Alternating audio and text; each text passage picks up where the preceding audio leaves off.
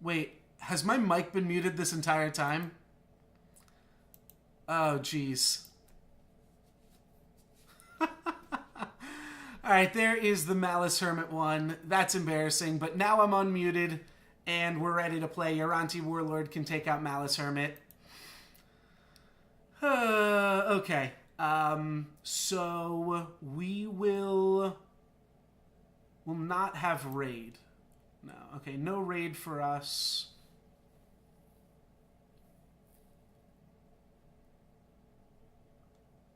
I think we're just going to take out Malice Hermit and Malice Hermit here with our 2 Yetis.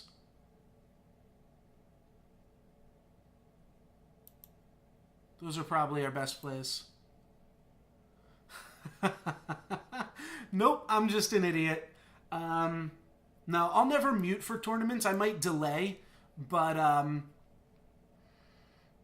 no, I understand why you might think that, though. All right, looks like our first Courser trigger went here. Second one went to the face, and then we get to hit him for 8 down to 22.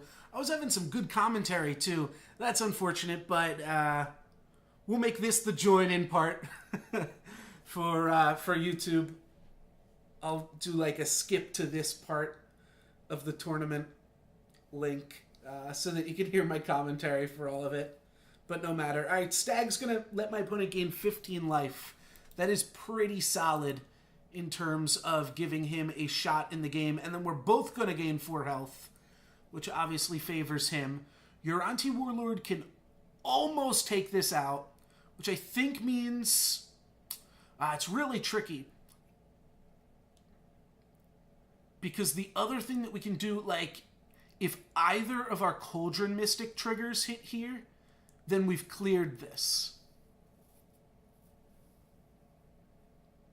I think I'm just going to ignore Stag, and I'm going to push through 7 points of damage in the open lanes, which means I just want to play this first and foremost. Oh, it did wind up here. Alright, well, if Warhound Courser goes here as well, then I think we might be better off finishing it off. We'll see.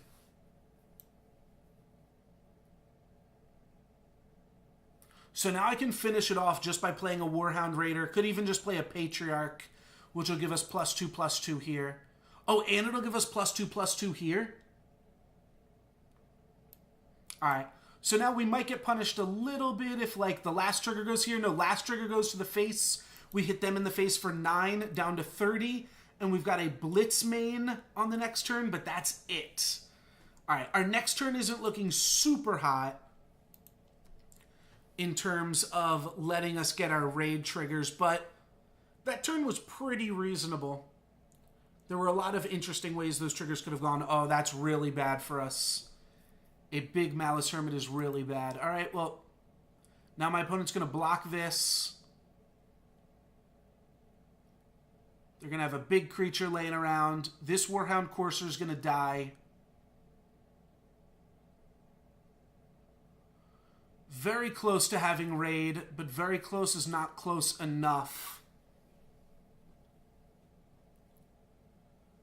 I think we're probably unable to win.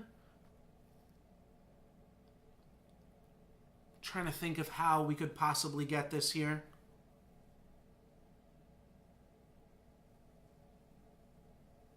I think it involves chump blocking Malice Hermit.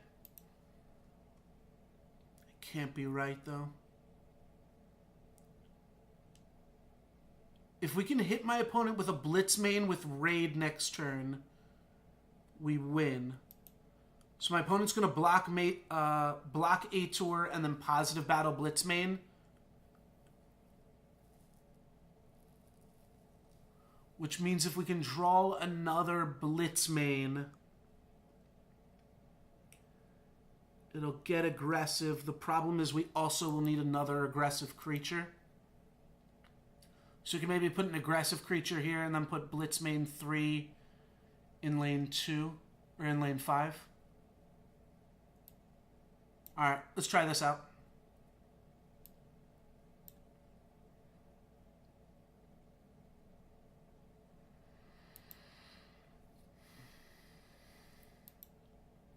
Opponent goes down to 16. All right, Courser is part of what we needed. Cauldron Mystic and Ator might help. Fire Fist Uranti can deal how much damage? 6 damage directly. This can deal 6 damage directly. This can deal 7 damage directly, though.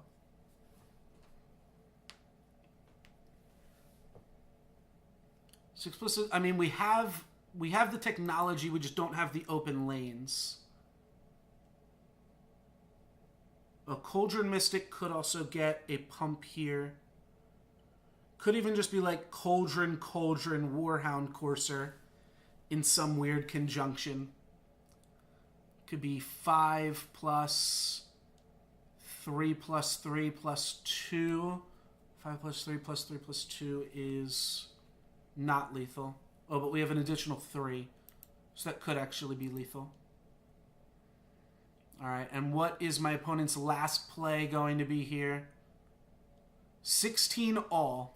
Oh, I also have to chump block the Malice Hermit. No, Asperian Sages. Oh, that is so good. Asperian Sages are so good here. Because my Fire Fist Uranti is not even going to get the trigger now. Alright, well, what is not? We need 9 plus this, right? So we need these Cauldron Mystic triggers to hit here. And then we needed to hit my opponent for, like, Ator and Patriarch. It's definitely still winnable. Pretty sure Cauldron Mystic needs to go out first. The problem is, if we need... No, it needs to be... Oh, right, because the triggers can also go to their face. All right. That is a huge Malice Hermit. So the trigger's going to their face. We need one trigger to go to their face, maybe. And then we need some other triggers to clear out both of these Asperian Sages. If we play Cauldron Mystic into Cauldron Mystic Courser, that means we need more triggers to go to their face. That would mean we need 4 damage worth of triggers to going to their face. So the question is Patriarch just better? Because Patriarch then wouldn't rely on... Patriarch here getting raid would mean that we don't... I think we want to go Cauldron Mystic, though.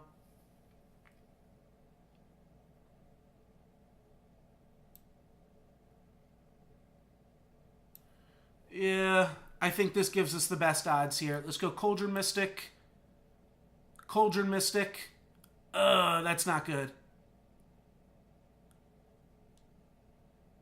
Yeah, so now we need both of the triggers to go here, and then even then we still don't have lethal.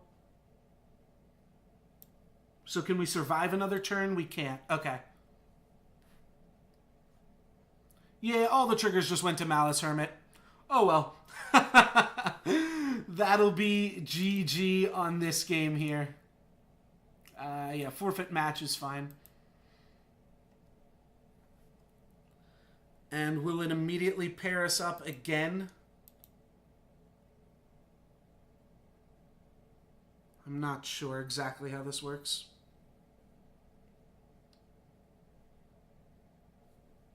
Oh, looks like it does immediately pair us up again. Very cool, very, very cool. So he got game 1, but this looks like a sweet hand for game 2. I'm going to go grab a bottle of water as I continue my commentary that you guys can now actually hear. All right, in Oros lead.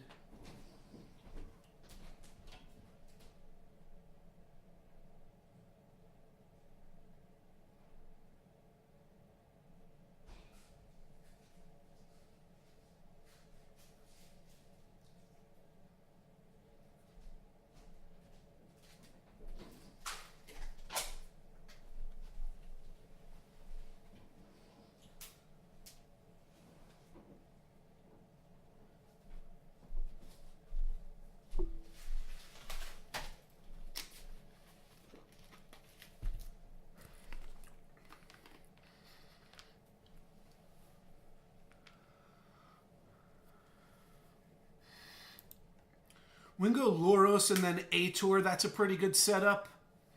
Could also go Fire Fist and then Patriarch. That's also a pretty good setup. I'm going to go Loros and then Ator.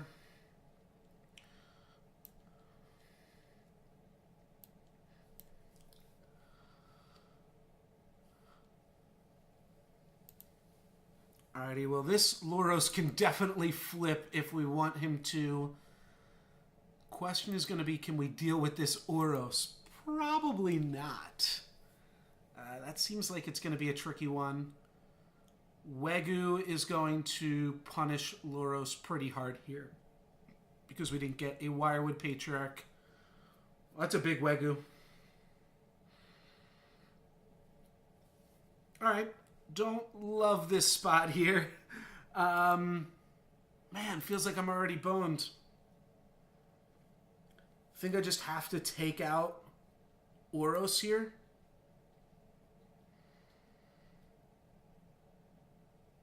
I could level Ator or Korok. They're both fine levels. But I'm going to do the one where my opponent doesn't get to gain any excess health here.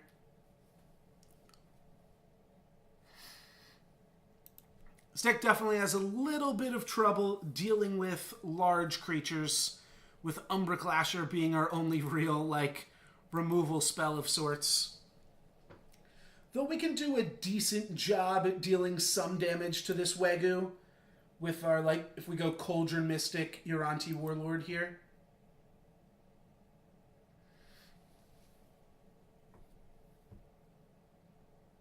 And then another Wegu. Alright, well, Wegu we can kill with Warhound Courser. So we'd be passing up on Umbric Lasher here for the ability to deal a bunch of damage to Wegu. So the play would be Cauldron Mystic in 1, Uranti Warlord in 4, and then Warhound Courser in 3. The other play would be to ignore Wegu. Don't love ignoring it. Problem is, if the Cauldron Mystic triggers anywhere else, it's kind of a waste. The ignoring Wegu, I'm doing air quotes here, ignoring Wegu also consists of just playing an Umbric Lasher. Awkwardly, Umbric Lasher doesn't have that great of spaces to go. I really don't want my Umbric Lasher to die to Malice Hermit again this game. Cauldron Mystic seems like it might be fine. We did already lose 2 of our Patriarchs, though, right? No, we still have 2 Patriarchs left. Okay.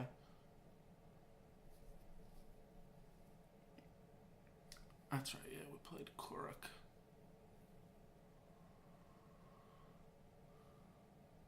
So how many Cauldron Mystic triggers are we gonna get? We're gonna get 2 Cauldron Mystic triggers. And this is going to be 6 by itself.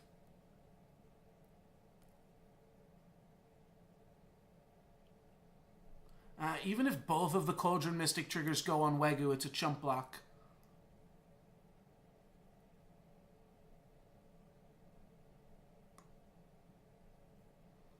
Alright, let's just play Uranti Warlord here. Let's play Warhound Courser here. Let's ignore this and play an Umbric Lasher.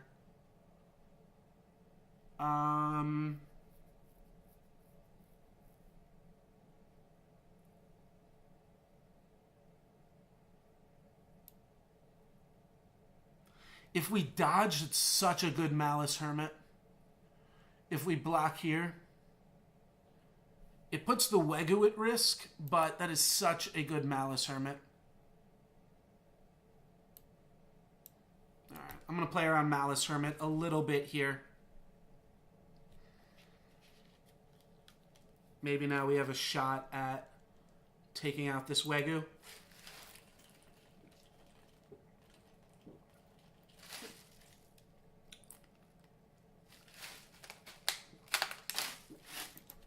This looks like some life gain. Yep, some Lycian Rain here.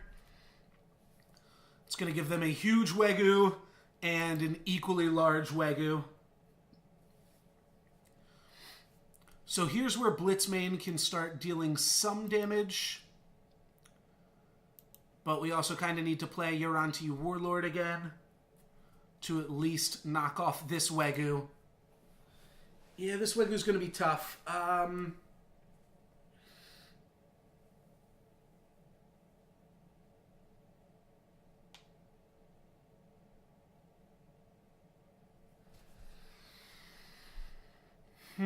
I'm not sure I see a way out of this. Like, we can try to grow wide, but my opponent's got Ambrose, Edict, Malice Hermit in their deck.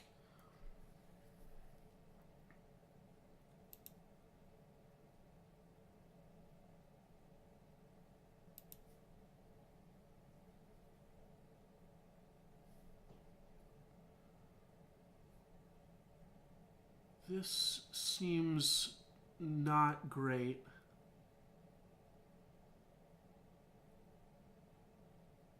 Can also Blitz main here, which is kind of cool. Not even sure that's better.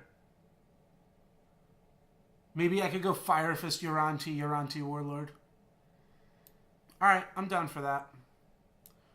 Fire Fist Uranti, battle, and then Uranti Warlord to finish this off. And finish off that. So my opponent now has a creature that will kill us in 2 hits, and I have no idea how I'm supposed to answer something like that. Yeah. Here's some more life gain. They're just going to rain themselves or play a stag, which would be even worse. Yep, rain. Level 2 rain. What is that? Gain 14? Gain 9, it looks like. So they gained 9, which gave them +1/+1 and +2/+2. Well, this guy's not active, so that's kind of okay. This guy kills us with either of his 2 hits. I guess we just go to put the most damage on it with Blitzmain. Yeah, I mean, I've got the ability to raid here, but I just can't do it. I really needed... Yeah, he's still above his starting life total. I really needed a Courser here. A Warhound Courser would have been really good. I could have chump blocked and then, like, at least played one of my setup cards. Without being able to play either of my setup cards seems nigh impossible to win here. But I guess we'll deal some damage to Wegu. This looks like a GG.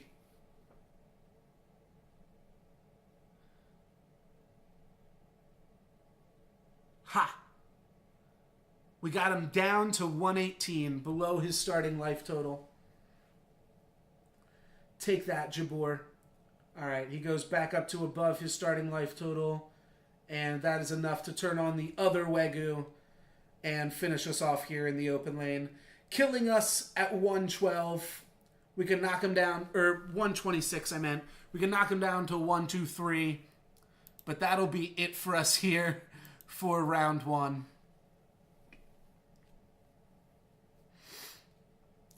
Yeah, matchup seems not great. Their deck, Jabor's deck is pretty good.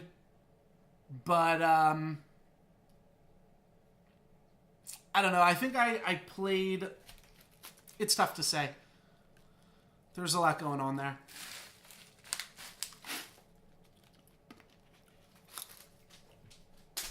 Could just be a rough matchup. Let's jump in. I'm going to play another ranked game with this deck. All of that, all the commentary that I did for it, turns out, was not being recorded. Could also start doing the Weekend Warrior draft right now. It's sets 3+5 draft, which is interesting. See how that shakes out.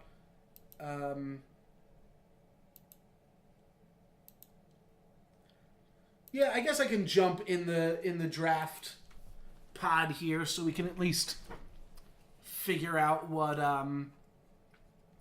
we're dealing with here, and we'll just let this queue go on. Sounds good to me. All right, what are our options? Shurian Flame Sculptor is really, really good. That also means we're going to see Bramblewood Tracker. That's pretty scary. You only get to play Tempe spells off this, right? Yes. All right. Xerox, the Raging, is pretty terrible without the Allied. But with the Allied, he's pretty good. This card's awkwardly mediocre. Necroamoeba's pretty good. Yeah, Force NU does seem pretty reasonable. Just to try to get as many Bramblewood trackers.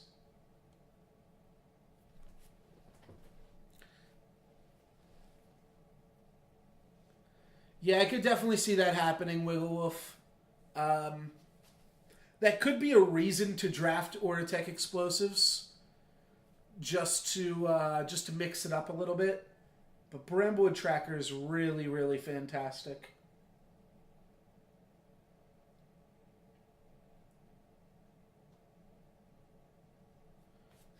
Alright, we can't kill Contagion Lord here.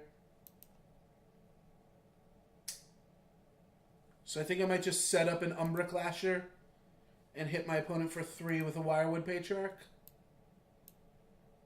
My opponent's likely to have a lot of removal spells in their deck, which I guess is another reason to level cards that are better when leveled.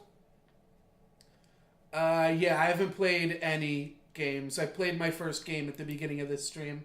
I don't play that much ranked anyways, but maybe should I play something more fun while I'm still in bronze? Well, I just got a big ringing sound in my ear.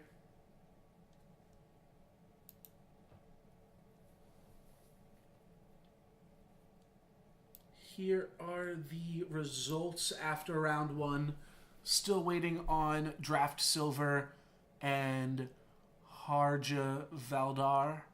Also A1 Urip and Ass Model. Alrighty. Contagion Lord sacks itself. Looks like this is some sort of crazy combo deck. Contagion Lord's going to come back. And then Varna's going to take some damage. We'll be able to take out this Contagion Lord with Uranti Warlord when you add in this. Oh, our opponent gave us a free raid here. And unfortunately, we cannot take advantage of it.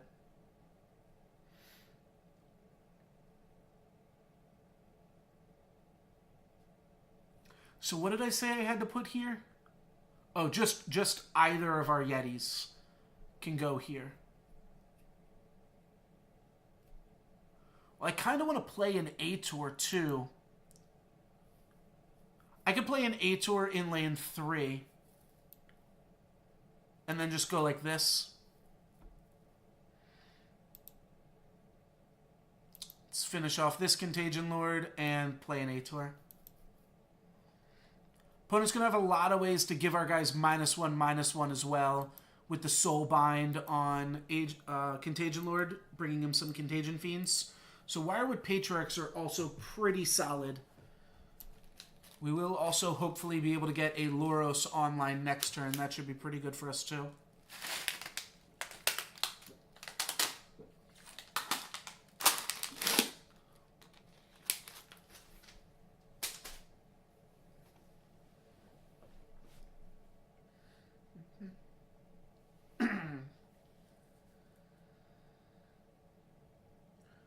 There's the -1/-1. That's why I didn't block Ator on Varna.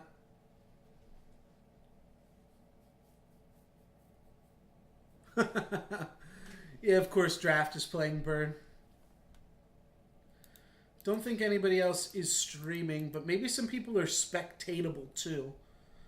That would be my other goal for this event, is once I am out of contention to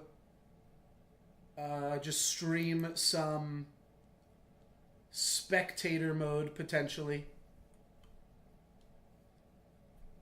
Alright, so all we have to do to get Loros online is place that bad boy right here, and he's online.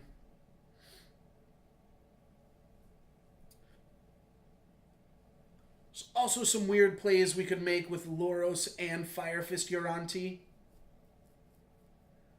turning them both on. I think we want to positive battle this with an Umbra Clasher, though.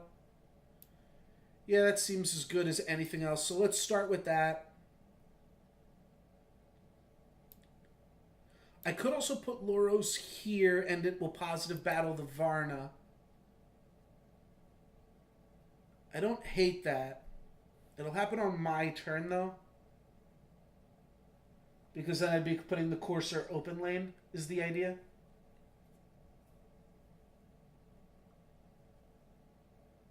Maybe that's fine. Yeah, let's try it out. Let's play Loros here, and then let's play Courser here. So give us our raid trigger, even though it's only 2 damage hitting them. This gives us a big Loros, a side lane Umbra Clasher. Both of those things seem pretty reasonable.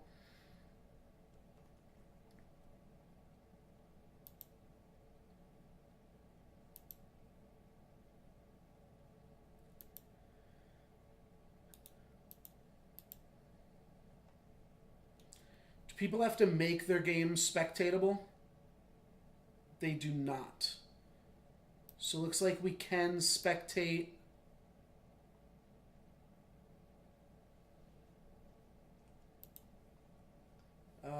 Though the only people that are still in are Draft Silver and Harja Valdar, and they are not spectatable. So everybody else is either playing fun games or practicing up. We're going to get another Loros trigger here. It's pretty insane. Probably also want to activate Blitzmane on some of this shit. But I don't know. We can just clear this with Loros.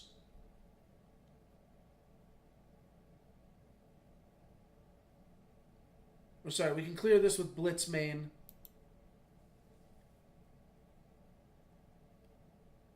We can clear this with, like,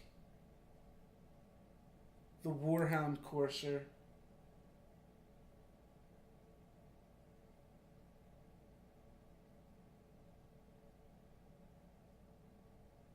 We can also clear this with Yoranti Warlord.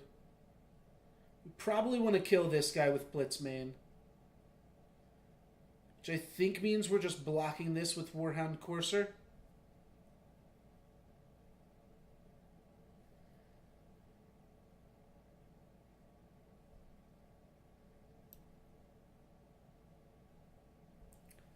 Yeah, I guess that's fine.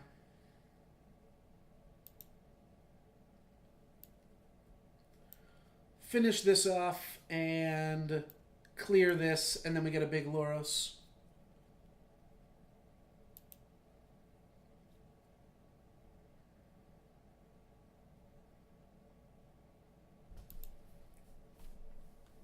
Sweet. This is a pretty impressive 2.1 here, drawing 3 level 2 creatures, which might be too many, but also could be pretty solid. I guess the reason that Draft Silver is still playing, those are the only 2 people that went to 3 games.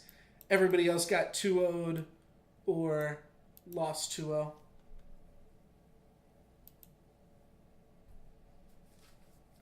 Jabur is a much better constructed player than I am, so not too surprised by the result of our match. I guess that's what I was trying to imply there. No, I don't have raid this turn. Oh, that's so embarrassing. Feel like I want to take out Murderous Necromancer as soon as possible.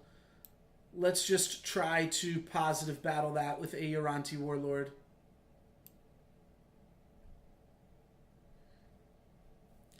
No raid trigger. Yes, Murderous Necromancer trigger. As long as that doesn't go in front of Loros, I think I'm happy. Yeah, I'm fine with this result. So I get to trample over for 8, which is enough to take out Varna. Looks like we won't... Or no, we will have raid. Korok plus Yoranti Warlord plus Loros will give us our raid trigger. Oh, but Yoranti Warlord's dying. That's a sweet play. this Contagion Fiend is going to take out your Anti-Warlord. Maybe he will use both of his plays to block Loros, though. That would work out for us. That would mean we get to keep out this Yoranti Warlord. He might do that because this Yoranti Warlord's pretty unimpressive. Nope, looks like they're going to take it down. Alrighty. Well, we still have a rather large creature as a 10-12. We're only going to trample over for 6 now, which is still enough to kill Killian. Oh, all I have to do is play Kuruk, and that's enough. Yeah, Kuruk is enough here. So let's play Kuruk as a trade here. And then let's play another Loros. And we'll just have the two of them pump each other up. I could have taken out Varda there, but I think this is good enough. Looks like Loros did not pump up the other Loros. But we still have a level 3 Loros at 2.2. So I'll take it. And this one's definitely going to get its raid trigger. And we're going to grow some big blitz mains as well. And that looks good to me. I assume this is going to be a double chump block play here. Alright, that will be the case. And that will take Loros out.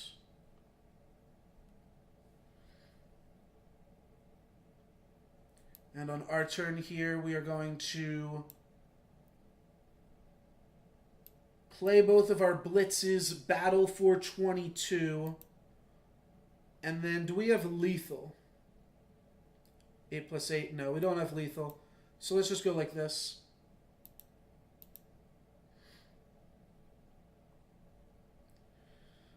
That'll hit my opponent for either 5 or 8 more. I'm not totally sure how much damage that Blitzmaid will deal. I think it's random.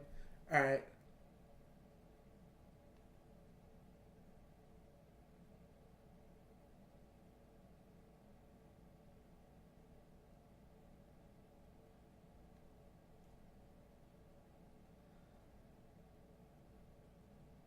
Well, we don't know, but one of them dealt 8 damage. I'm not sure if they're, like, how random those things are, though. Alright, there's another global -1/-1 to my team. Soul harvesting it to play Avara, get him back. Alright, he spawned in a reasonable location, but not good enough. And looks like all rounds are done, or all games are done for round 1 of the tournament. So round 2 is going to start off shortly. We'll jump back into draft after we finish off with round 2 here. Then maybe we'll start up our draft if we lose. But I also want to provide coverage of the tournament. Here are the round 1 results for everybody playing along at home. Teachor, Jabor, Asmodel, Dees, Sobra, and Harja Valdar was the last one that we were waiting on. Was able to get it against Draft Silver. Those are our round 1 results. Looks like Sobra has dropped after losing to... Or no, the G-Stamps has dropped after losing to Sobra. Draft Silver, Vance, myself, A1U, Rip, and Picador have all lost round 1. But we still got a few rounds to go here at the Solforge Summer Series number 3.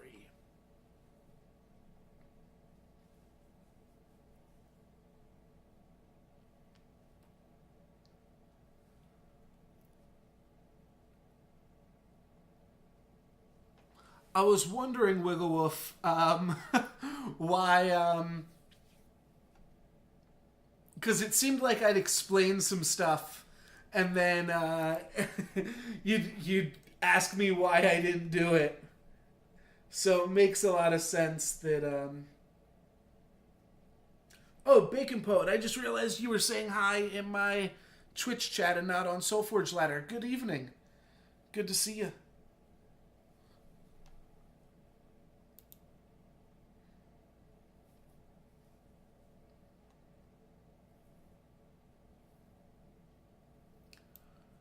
Alrighty, looks like round 2 is just about to start off here. I think we're waiting for somebody to drink tea or something. I'm not sure exactly what was going on. Can't read all the chat. Alright, and we are up against Picador for round 1 here. Yeah, I was just reading Solforge ladder chat and just assumed that's where you were posting, but makes sense that you are posting here and saying hello.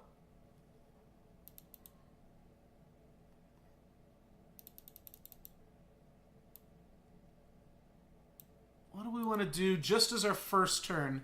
It's awkward that we have so many aggressive creatures. We can either just level Yoranti Warlord here for turn 1, or just play a Loros and hope to get there. Loros is a little bit risky. There's things that just positive battle him, but I'm going to go for it. You don't play a Loros deck and not play your Loroses, so let's go for it. It's generally what I like to do is just play my Loroses wherever possible, and then play setup cards in the interim. Looks like we didn't quite get there, and he is going to have a card that can positive battle it. I figured that would probably happen. Especially with them playing what looks to be currently... They could still be playing Yetis themselves, but currently they're a mono Uteran deck. Let's just continue to play Loros and then an Umbra Clasher. Umbra Clasher does trade with Thundersoar. We kind of do want to kill Thundersoar before like Patriarch comes out. Thundersoar is a rather tricky card for this deck to deal with, but yeah, I want to give ourselves the opportunity to Loros, because now if they don't have another Aetherphage or whatever that Forgeborn's called, ooh, Dissian Brood Queen. There we go. Okay, well, Dissian Brood Queen is not going to be able to kill Loros. Yeah, that's a smarter block. They changed their mind last second and decide to play a bigger creature. This denies them this open lane space, but it's probably still okay. So Warhound Courser can take out Aetherphage. That seems pretty reasonable. They are definitely a Wirewood Patriarch. Was I considering any other decks for today? I find this deck fun, so I just kind of picked it. I looked at the ban list real quick. I do really like Brood Queen. This is probably the other deck that I would have played. This or AU level. But this was just the first one I checked. And I just found out about the tournament like 20 minutes before it's starting. I was trying to figure out what I wanted to stream today. So just kind of lucked out here with this. What do we want to play? I think Ator might be a rather good card to play. I'm considering Ator. I don't really want to Ator Thundersoar. Thundersoar lines up so poorly against the Yetis here. Let's just go...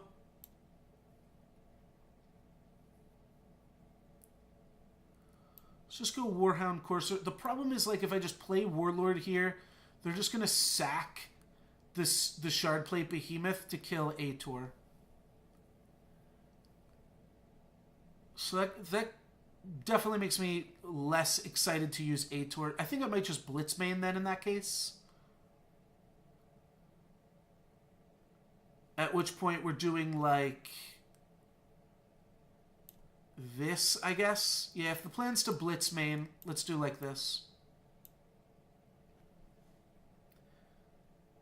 Hit our opponent for 1, and then let's finish off Shardplate Behemoth and rank up our Loros. Ooh, okay. Well, we played too many cards here. My opponent got a free Leyline Demon, but we have a level 2 Loros, and Dissian Brood Queen is gated. So all this is going to result in, unless they have a Dissian Siphon, excuse me. Unless they have a +3/+3 or more, all that's going to happen is 3 damage is going to go on Loros, which is not a huge deal. Uranti Warlord should stick around. It actually positive battles Leyline Demon, which is pretty lucky. We could be playing Patriarch plus Ator or Patriarch plus Fire Fist on our next turn. We will need one of these two creatures to stick around. Otherwise, we're going to have to Ator and then Patriarch. But that'll still get us to having... I guess they could positive battle in lanes 2 and 4. Yeah, I guess all they have to do... If they just positive battle in lanes 2 and 4, we don't have another raid trigger. Which looks like that might be the case. They're going to get to sacrifice something now, so this can get sacrificed to deal with this or this. All right, they're going to take that out, and then positive battle here. And then a Spirit Cleave. Okay, yeah, we almost had it. Oh, they sacrificed Thundersoar. Oh, they needed to, so that Spirit Cleave would turn on. That's hilarious. Okay, that's pretty funny.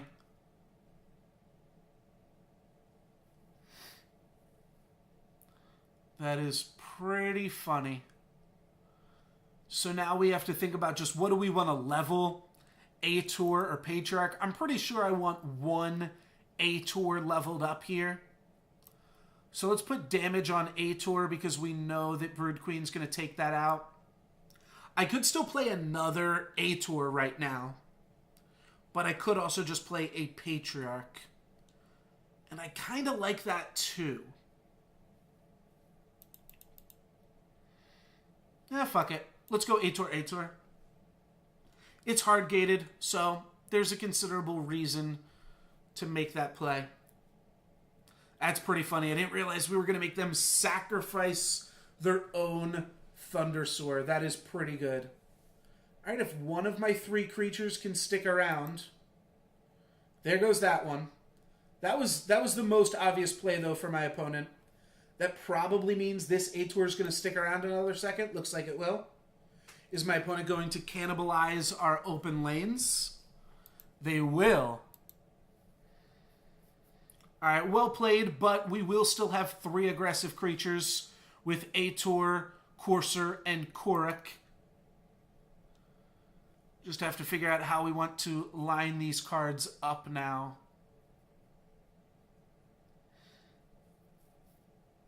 Well played by Picador, though, to not give us any open lanes for Ator. That shut off some of our plays, but luckily for us, not all of them.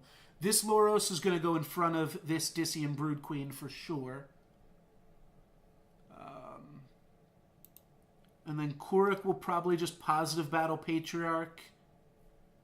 And Warhound Courser will probably just deal some damage to this Brood Queen.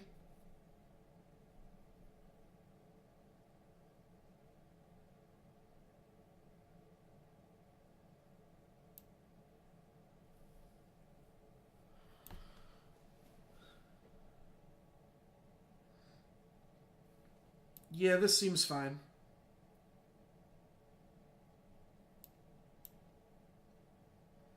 Sitleats gets some creatures off the battlefield before my opponent draws a level 2 Patriarch themselves, because that is a little bit scary. Double Blitzmane should be really strong here. Also a Korok. That's probably not going to be better than just double Blitzmane, though. Double Blitzmane will give us the raid trigger. We just need to dodge the level 2 Spirit Cleave for a turn, and this game should be in a pretty good position. My opponent should only have one level 2 Spirit Cleave, and that's the only thing that should be able to tag a Loros 3 here. So I think it'd be pretty unlucky if our Loros dies, but if it does, we're not that boned with a hand of Uranti Warlord. There's not much else going on in this hand, but Uranti Warlord is a good enough card. It can deal some damage. We unfortunately don't have any other Yetis to go along with it. We could positive battle one of their other creatures, probably. Alright, that is going to be Brood Queen sacking Brood Queen. And then a Thundersoar Chump Block. Do they also have a Ferocious Roar? They're going to need one. All right, there is a Roar of sorts.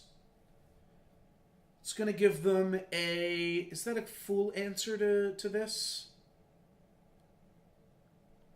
12 plus... Yeah, it's 14 plus 2. No, it's not. They're going to need to find a way to deal just a little bit more damage here. Alright, I have to think about if I want poison on any of my creatures. Do I want 1 poison on Blitzmane 2? Seems a little bit annoying. Like, I could just Warlord it. Oh, no, I can't Warlord here. I need to go Blitzmane, Blitzmane.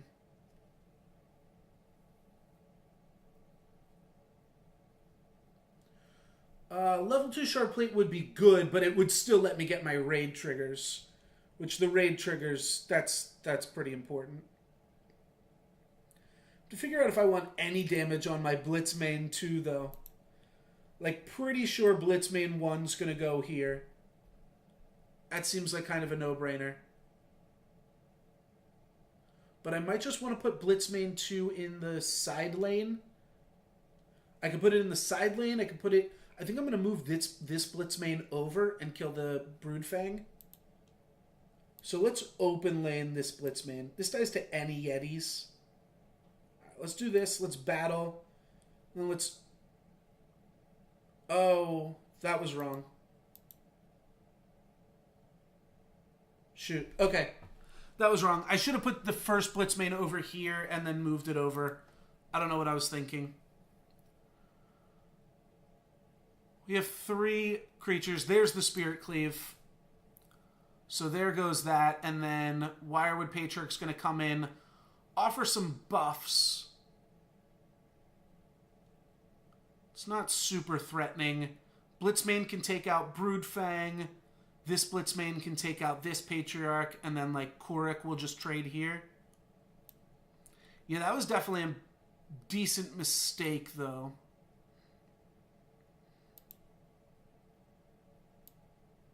But we do have a full board clear. We do have to watch our life total, as that is extremely low now.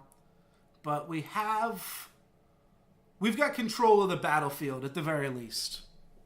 Not sure how much that's going to buy us, considering this gets cleaned up pretty easily, even by just like 1 level 2 Brood Queen clears our entire field here. Alright. Well, we dodged this plant being relevant. Though, yeah, they are going to replace that and then kill this off with the Broodfang. Positive battle here. Makes sense. So I go A-Tour, or sorry, I could play A-Tour, but at that point, Brood Queen's just going to make me sacrifice that. I think I just want to play Uranti Warlords, a pair of them. That way, when Brood Queen sacrifices something, we at least got some damage onto their dude. And we get to kill off Nova as well here. And this is a trade, so my opponent is going to kill the Uranti Warlord. It's just a better play. It means that we didn't level A-Tour, but Uranti Warlord is pretty good against everything that isn't Thundersoar.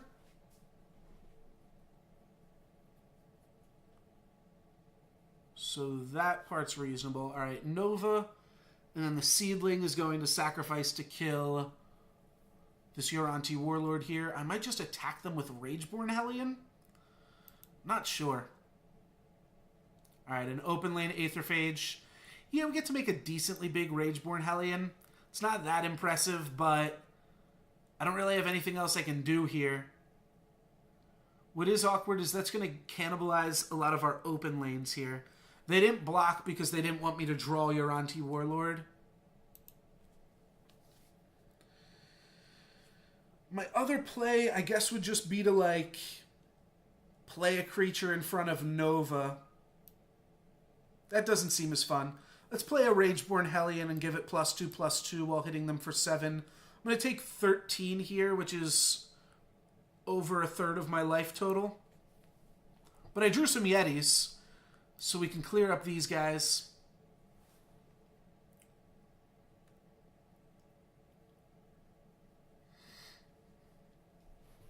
This should be pretty trivial for my opponent to clean up here. Is that a positive battle? I'm trying to do the Thundersoar math. Oh, with a Heart Tree. Yeah, that's definitely no bueno.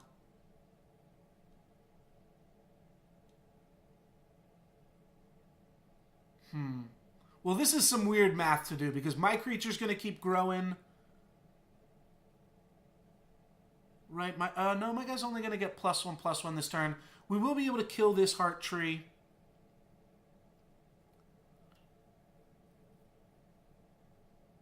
So the question is, which other Yeti do I want to play? Probably Fire Fist. Seems fine. I think they're both about the same. I think we're just going to lose to a Thundersoar here.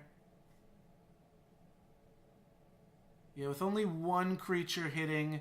Oh yeah, this is going to have 12 anyways. So we're going to take 7 trample damage and then... So go down to 5. Alright, so we'll be able to finish it off with Uranti Warlord. That's pretty good. It's going to make up for one of our earlier blunders here. Nova as a positive battle plus a chump block. And then a Shardplate Behemoth as a positive battle. Okay. We only have one Yeti. But this one Yeti is going to get to do some good work.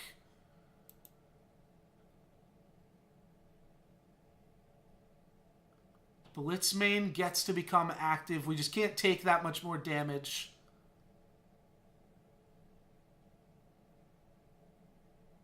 Blitzmane plus Warhound Courser could kill Shardplate Behemoth, but you know what? Warhound Courser plus Fire Fist Uranti can kill Nova. And then Blitzmane can just positive battle this Shardplate Behemoth.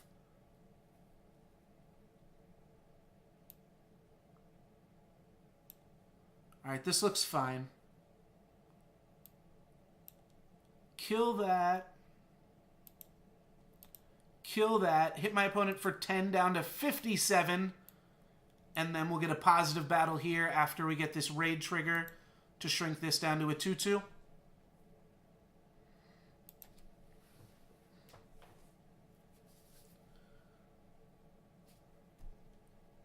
So they've got a 2/2 now.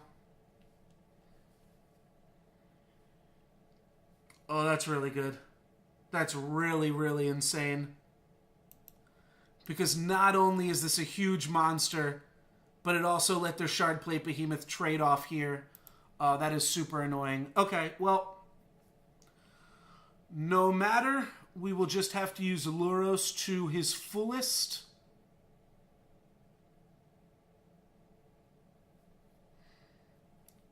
We're going to play Korok. We have to block these creatures as part of the problem, too. And we also need to get our raid bonus.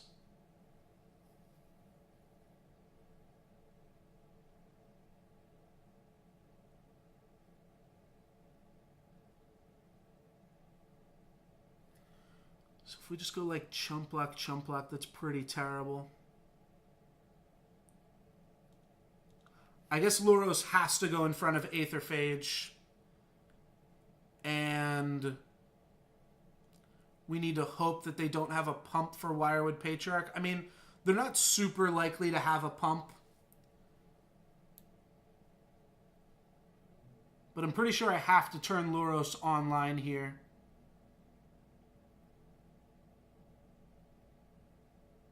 Yeah, so we're going to block here, and then I'm just going to open lane 15 points of damage and grow these guys here.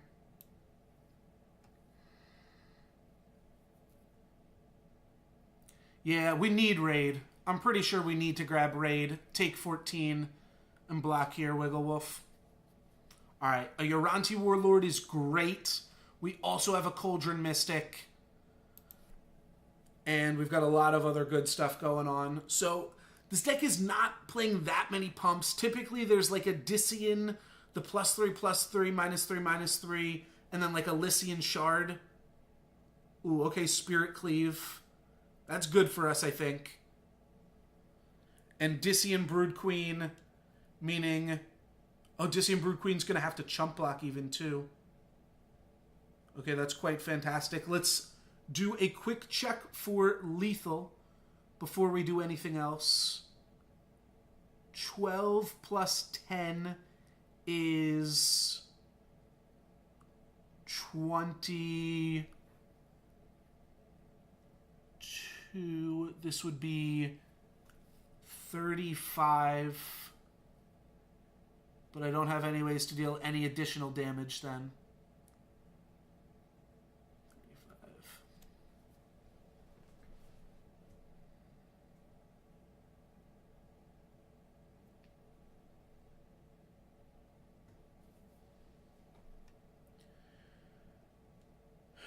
Ator is probably safe enough to block here.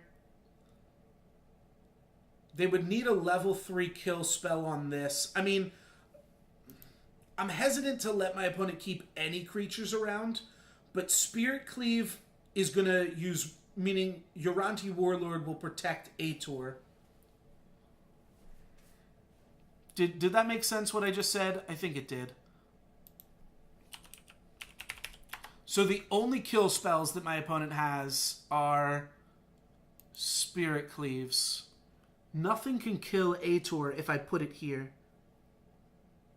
I'm not going to have a raid trigger this turn.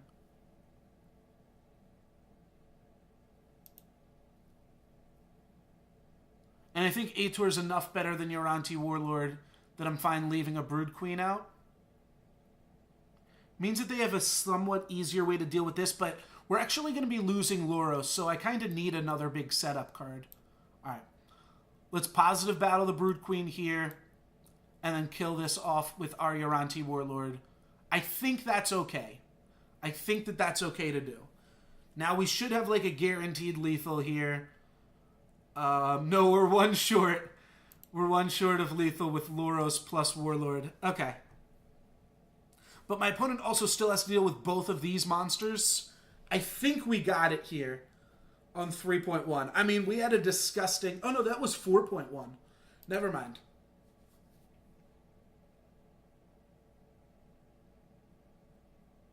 Which means my opponent could have double Spirit Cleave. Wait, does Spirit Cleave 2 kill 2 things? No, they just get to gain health. That's what I thought. Okay. So, my opponent needs 2 Spirit Cleaves here. That's pretty unlikely. That's pretty good.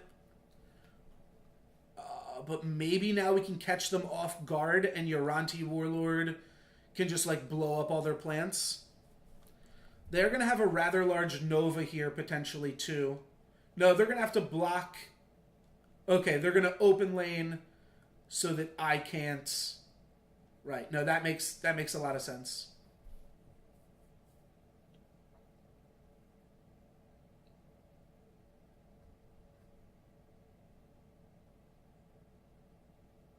So I think I have lethal here, right?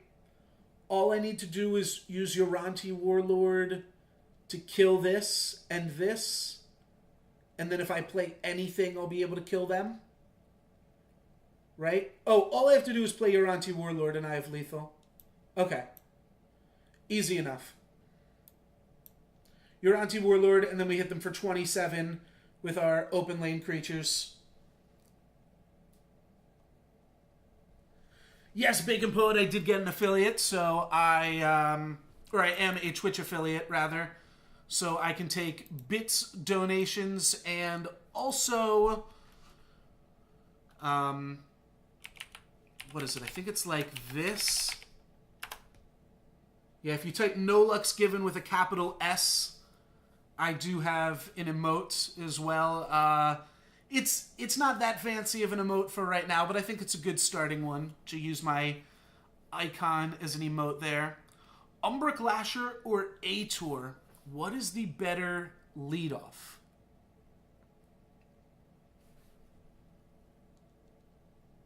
Appreciate the bits also. I don't know if each of the bits represent... Okay, yeah, that was a 10 bits. Okay, gotcha. I wasn't sure if you just cheered one and it just showed up a bunch of times. But no, that's cool. Thank you. I appreciate it, my man. What's the better setup card? It's got to be Ator, right? This card's insane. All right, let's play Ator to lead off with here. Umbra Clasher is also really, really good. Yeah, Ator is also just worth leveling, whereas the Umbra Clasher is not actually that great to level. The level 2 is pretty strong on him still. Level 1's definitely his best level, though. Level 2's good. I shouldn't sell out the level 2. All right, here comes a Nova. I think I just want to continue to play my Ators here. I'm going to wait till Ator dies till I play another Ator, I think.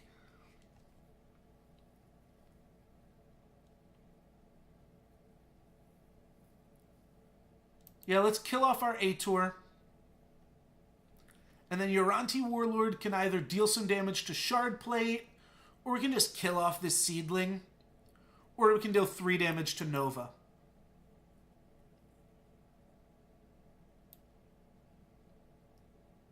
You know what we can do actually pretty freely here too? We can just use Ator to block on Seedling, and then we can get some damage on Nova or Shardplate Behemoth. Which one do I like better? If they pump Nova into a 4-5, it's still a trade. Oh yeah, Lasher's a sweet card. Excuse me. Arg! No Loroses again. No Loroses or Blitzmane in our raid deck. That's a little bit annoying, but we did win game 1.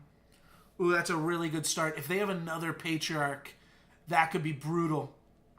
They have a Lifeblood Dryad for a global +2/+2. We lose our whole battlefield. Jeez, okay.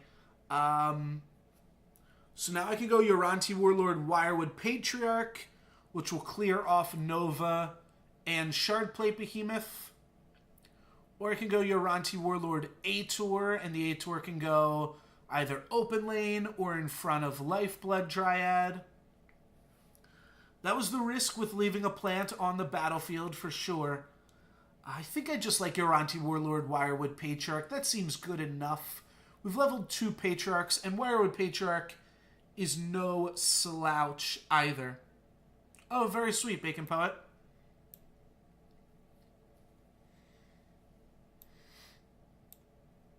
That is a decent achievement. So this only gives us 1 creature to stick around here. So we're not going to get raid on this turn either. I think we might just be a Yeti's deck this game. Yeah, it gets a lot harder to progress the farther along you go. For sure. Ooh, and another Wirewood Patriarch. It is a little bit unlucky. We'll be able to kill this Brood Fang and then I think just deal some damage to Brood Queen. Meanwhile, just chump blocking something with Warhound Courser. We'll also get to kill this Patriarch, which is sweet.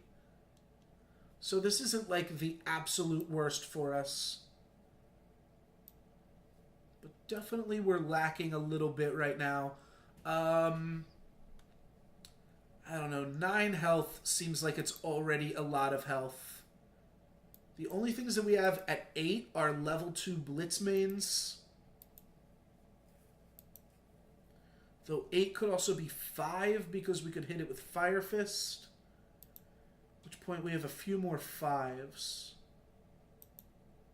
Alright, let's put it to 8 because 8 might be 5 and it just soaks up more damage. Yeah. Seems to be the case a lot of the times. I know that was me like, alright, this may have worked out then. So like we can shoot this.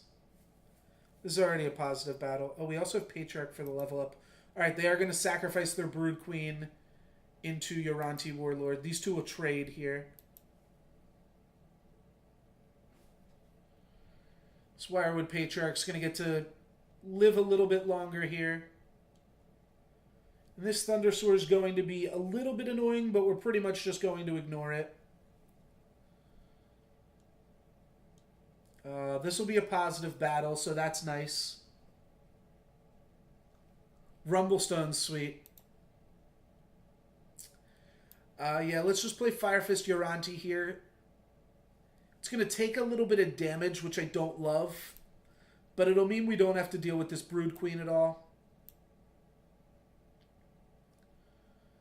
If my opponent's able to make a token, they can kill one of our 2 mediocre creatures here. Not super worried about that. Ator gets a positive battle on Patriarch. I like that a lot. And then I guess we're going to be... Oh, it doesn't... Oh, no, it still will. It still will, right? How big is this supposed to be, actually? I have no idea what this card's actual stats are. Oh, and this is all actually annoying now. Okay, so Ator does get a positive battle. That's good. But then we just have all of this other stuff that we're not doing anything with.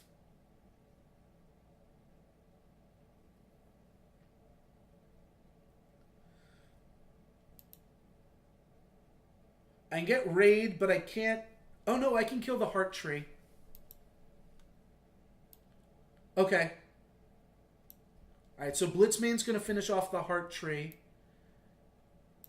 And then I have to decide if Fire Fist wants to take out Wirewood Patriarch or Dissian Brood Queen. That I'm really not sure on. If we trade with Dissian Brood Queen, or if I let my opponent activate Dissian Brood Queen, take less damage. That's probably beneficial for my opponent. At the same time, this dies to any token anyways. So let's just kill this. Because we're going to lose our Fire Fist Yoranti to any token generation. So it really doesn't matter. We give our opponent that opportunity. This Thunder Sword is going to be good, but my opponent needs to draw a few more Patriarchs to really get it going. Alright, there's a Nova with a positive battle and then a token that is going to clear this off. I assume they're going to sacrifice this token or this seedling. Nope, they're just going to trade them off. Alrighty. So these two trade.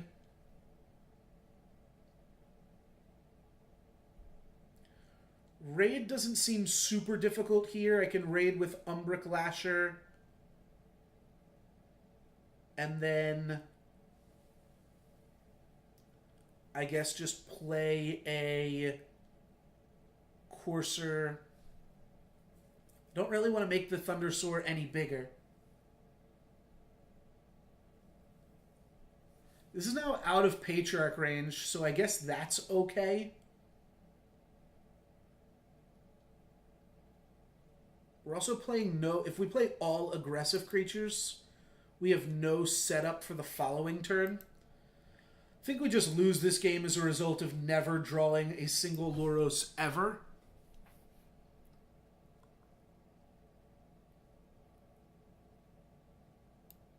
But I don't want to just give up here. I kind of want to, like, hide some creatures. I don't think there's any good way to do it. Just battle. I'll throw this here. Battle. Let's make this a 13-11. Now, I'm just going to hope to, like, draw a few Yetis in one turn and clear this off. Like, if I draw 2 level 2 Yetis, I can kill it. Jeez. Alright, no Yetis this entire player level. That's pretty awkward. We do finally get a Luros, but that's gotta be too little too late at this point. Dissian Brood Queen can now kill off Blitzmane with the token. And then I assume this is just going to get positive battled by something dumb. Yes, indeed. How does Patriarch line up against Thundersoar. Not great when they're just going to Brood Queen it.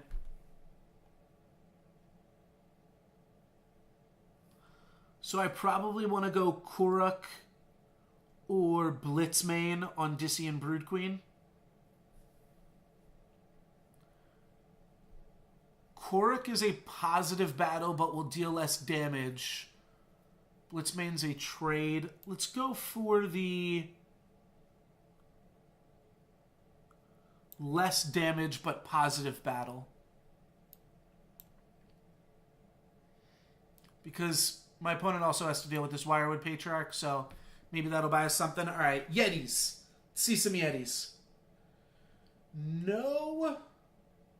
Just no.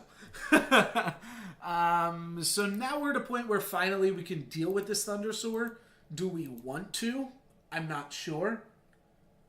But we can go Courser, or we can block it with Umbra Clasher and then play Wirewood Patriarch to finish it off. We turn it into a 13-11 and then we clear it off. Unfortunately, we can't get Raid here again.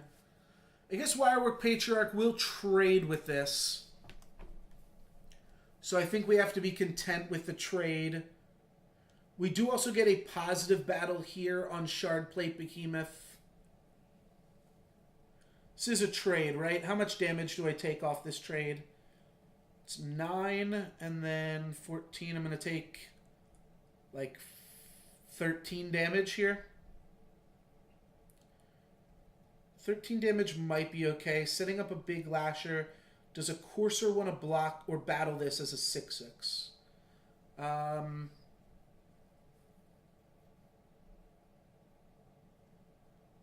6/6 means we'll also take a little bit of damage here.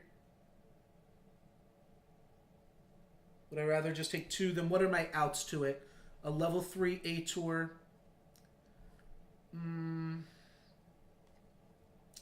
A Uranti Warlord. Let's see, 6. Means I'm going to take 4 damage here. Okay. I'm into it. Let's make sure we play Umbra Clasher before we play Warhound Courser here. Let's give my team +5/+5. This is, I mean, Wirewood Patriarch is a very, very good card. I'm not too upset to see it here. But yeah, we're going to take 13 damage here, 4 damage here. And then we will still have to finish this off. Alright, another Thundersoar. But I think that's the end of this. We can probably... Another Thundersoar. Oh gosh. Okay. These are going to trade, but I'm going to take lethal. Is that right?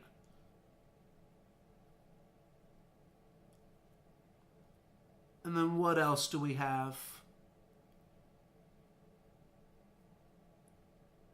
Blitzmane can't even get active. I'm going to go down to 1 here.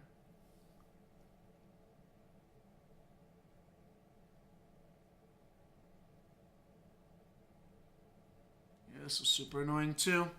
Not sure there's any way I can survive my opponent's battle button. I can play 2 Warhound Raiders, open lane. I guess Blitzmane would just be better. Die to Thundersoar. Alright, so if we go Fire Fist Uranti, like there's also the ability to replace stuff. I think we're just dead to this regardless. This isn't lethal. But this is lethal if we block this with anything other than Fire Fist Uranti.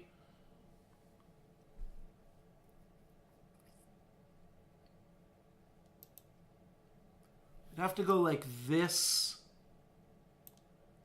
And then this. I guess we should have done it in the other order. Where'd my trigger go? I don't know. I think we had to go Cauldron Mystic in 5, Fire Fist... Oh, I didn't get the trigger. Yeah, we should have gone Cauldron Mystic in 5, Fire Fist in 1, and then hope that the trigger went here. We would have had a 1 and 4. Still certainly would have been losing the game. We had to see a few more sweet cards from Picador's deck here. That's pretty sweet. All right, this deck is kind of all in on Thundersoar, which is not good for us at all. All right, we earned a ticket.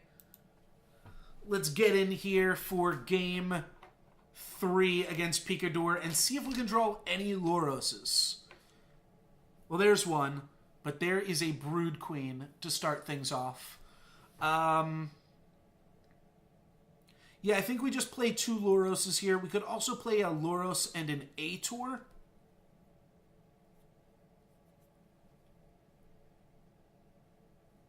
What will that mean? Could also just play a Korok. Though I don't like that as much. I think 2 Luroses increases our chances of having a Luros survive into the next turn. Right?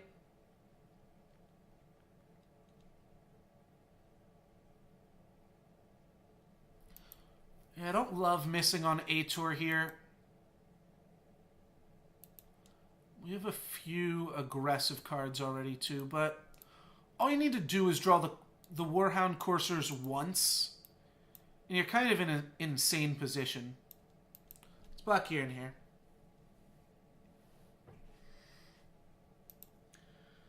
Alright, so it's not going to be the case on this next turn, but we'll get to play some Lashers or some Yetis maybe. Picador definitely by the end of that game identified a good threat against us here. All right, and they are going to have a Brood Queen pump up. Means they technically get to battle first, but I guess that means this is technically a trade even. Oh, that's pretty good.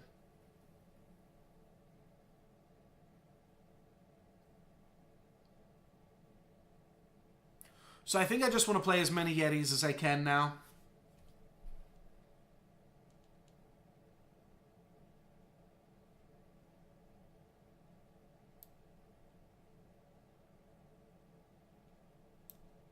This already seems really bad for us, but we're just going to play a bunch of Yetis, see what happens, get some triggers. And where'd the Cauldron Mystic trigger go?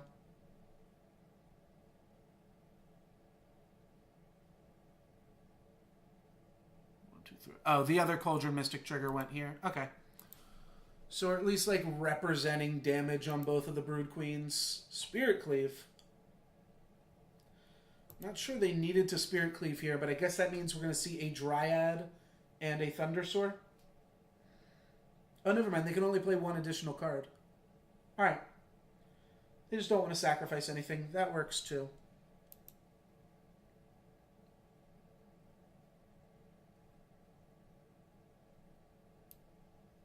Play Fire Fist Uranti and Uranti Warlord, I suppose.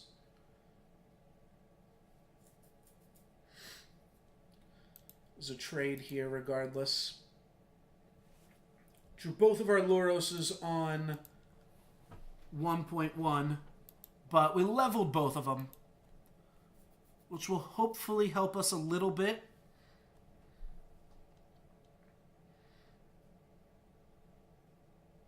Alright, so against this you want to battle first.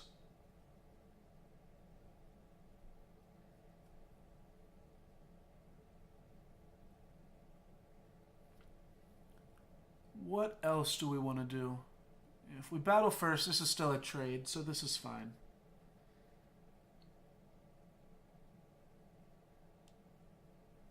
Right, yeah, it'll make it into a 6/6, and then they trade in 2 hits.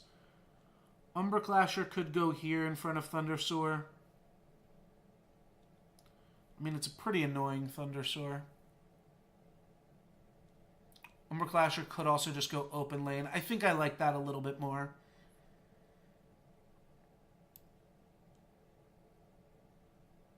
Oh, I still get an additional play if I want to play the Cauldron Mystic.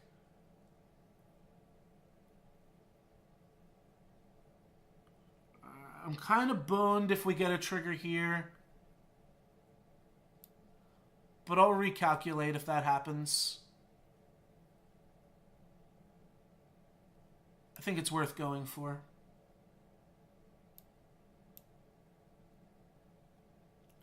Rather than just throw away all these triggers. Alright, we're starting to grow Thundersoar a little bit. Let's grow it a little bit more then. That one goes to the face, and where does this one go? To the face as well. Okay. This Thundersoar can be taken out by a lot of level 2 creatures right now, as long as they don't have a Patriarch. Gets taken out by an Umbric Lasher. Which I guess that's all I really need to say. Loros is pretty good here because we can get it online, so I will probably just go for that now instead. Lifeblood Dryad getting to be pretty annoying here, though, as it pumps the team an additional time. Well, I guess all I have to play is Loros.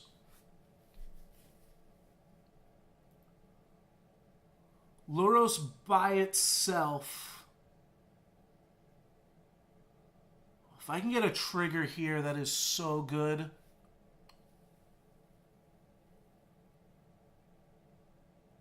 Trigger here would also be pretty insane. Alright, this turn's gonna be good. Is there any way to make it great?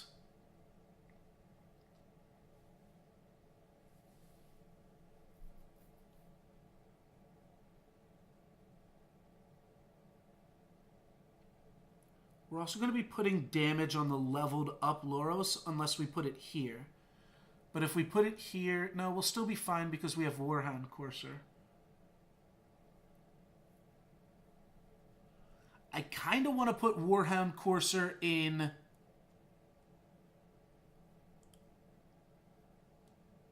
lane 2. Oh, only a few minutes left in the round. I will play a little bit faster then. Apologies. Just trying to provide commentary while also making the right plays. But yeah, I should play a little bit faster now. Telling me that on the most complicated turn I've had to take so far. Jeez. No respect. So if we Warhound Courser, Umbric Lasher can still positive battle here. But it's a little bit risky.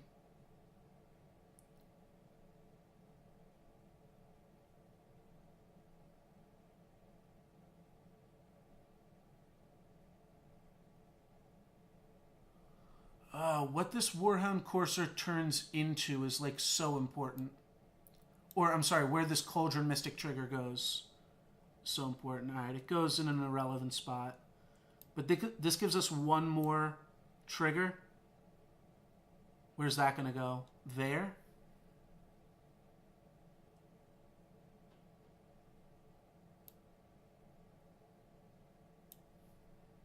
Alright, let's kill off some of their creatures.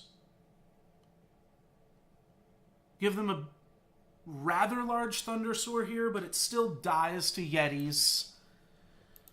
We have a Loros that isn't going to trigger anytime soon. Yeah, sorry about that, Jack.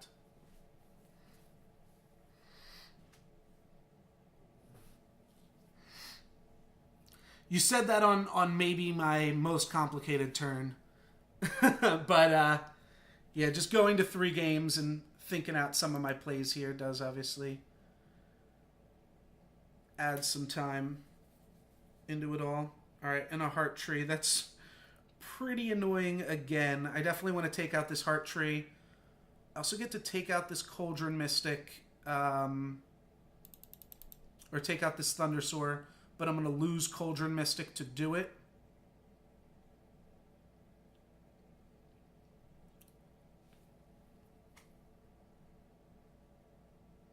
How does this line up? They're going to regen.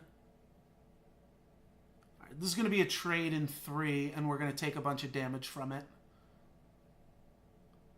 Maybe I do want Fire Fist Uranti to stick around then. I can take some... Oh, Shard Plate Behemoth is going to heal up to an 11/11 though, too. Alright, we'll have to deal with the tree at some other point, I suppose. Just battle here, battle here.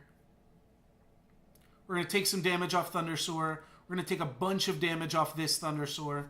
We need to dodge Lifeblood Dryad. If they have a Lifeblood Dryad this turn, we just lose. They need to have like a Lifeblood Dryad plus any one of their multiple Grow-Wide creatures, which isn't that unrealistic. But that would definitely suck. Can possibly take out the tree with Blitzmane. Yeah, Brood Queen plus a Dryad, and we're going to be moving on to the next round of the tournament. That is pretty much a Lifeblood Dryad, Zombie Dreadnought to give their whole team +2/+2. I don't think there's any way I can manage out of this now. I guess I can kill this with Ator. Alright, we're not dead then, but we are pretty boned.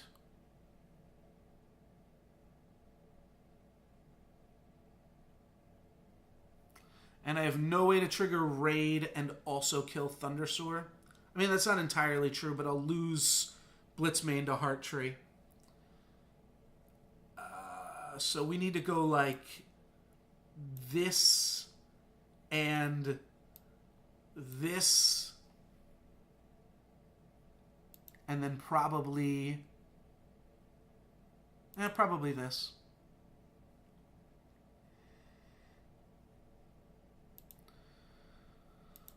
Alrighty, there's another Uranti Warlord, which does a mediocre job at killing Heart Tree. Luros gets to hide behind Heart Tree, though.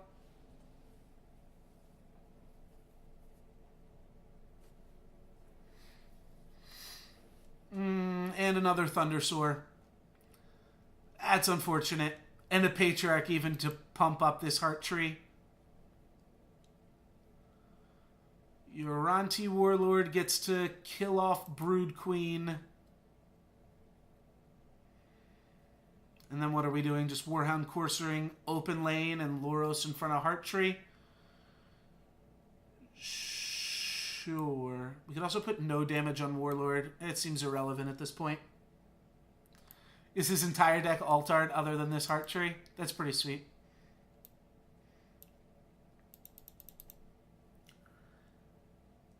Yeah, I don't think there's much of anything I can do here. I also have an insanely big Thundersoar.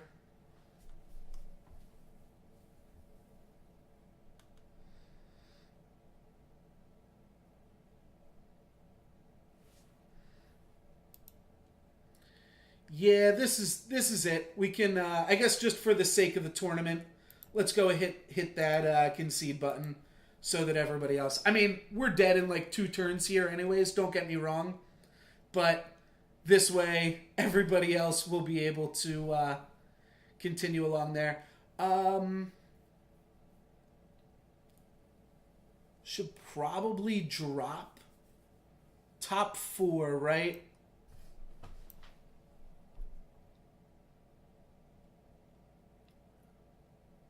So I think even if we... I don't know how to drop.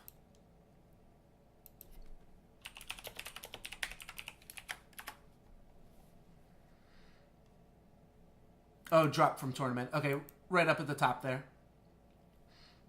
Sweet. Okay. So I am now dropped from the tournament, but for the...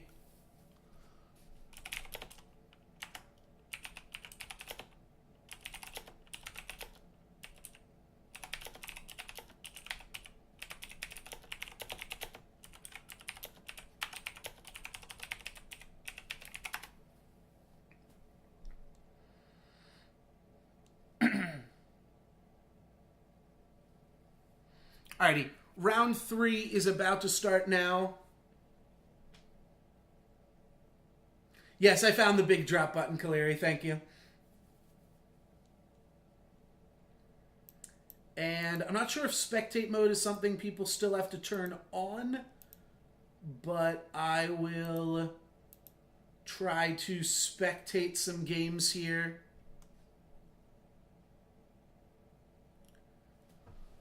Jabor versus you, Rip. Are they both undefeated? No, but these two are. All right, so yeah, T-Short and all right, these guys are already off to the races here.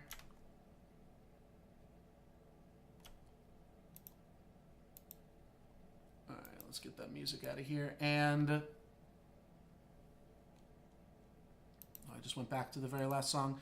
That's fine. All right, these guys are already off to the races here. So let's try to figure out a little bit about what's going on. We have a Harbinger of Spring plus an Aetherwolf. That is pretty sweet. Very cool. And then Immortal Echoes also going on. So I'm not sure. We can view the log here. Oh, versus Dinosaurs from T-Short.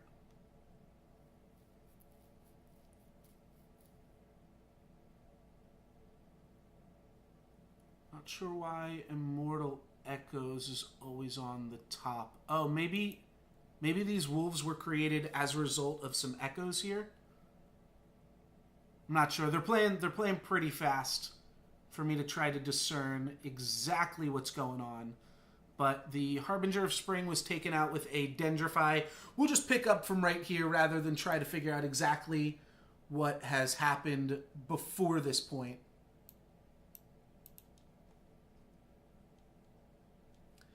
And Dendrify is an interesting removal spell because it does replace, which could potentially actually pump up some Harbingers of Spring later on in this matchup. But for right now, looks like it's going to be good.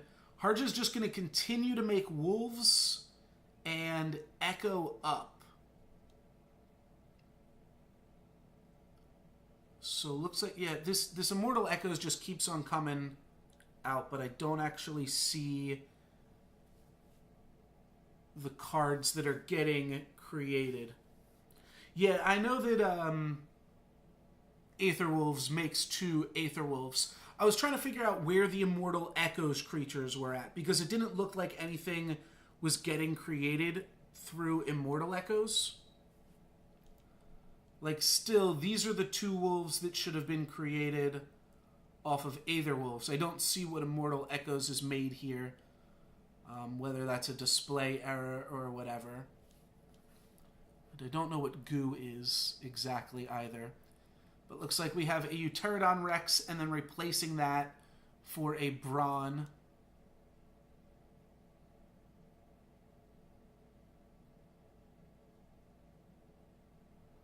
Alright, Harbinger of Spring to trade off, and then here we do see the 2 Immortal Echoes triggers, grabbing an Aetherwolves and a Plant token. Yeah, the Dendrify also puts a pretty big card with that Plant token into the discard. But yeah, like there, where were his 2 plays for the turn? Maybe he played Immortal Echoes that turn? Yeah, that could make some sense. Alright, then we see 2 level 2 dinos for T-Short's 2.1. Those are pretty good ones, but the fact that he's blocking with both... Actually, right. The Brawn is not a dino on the first side, so it wasn't going to get a bump. But he does have Euterodon Rex to give him a little bit of onboard action here.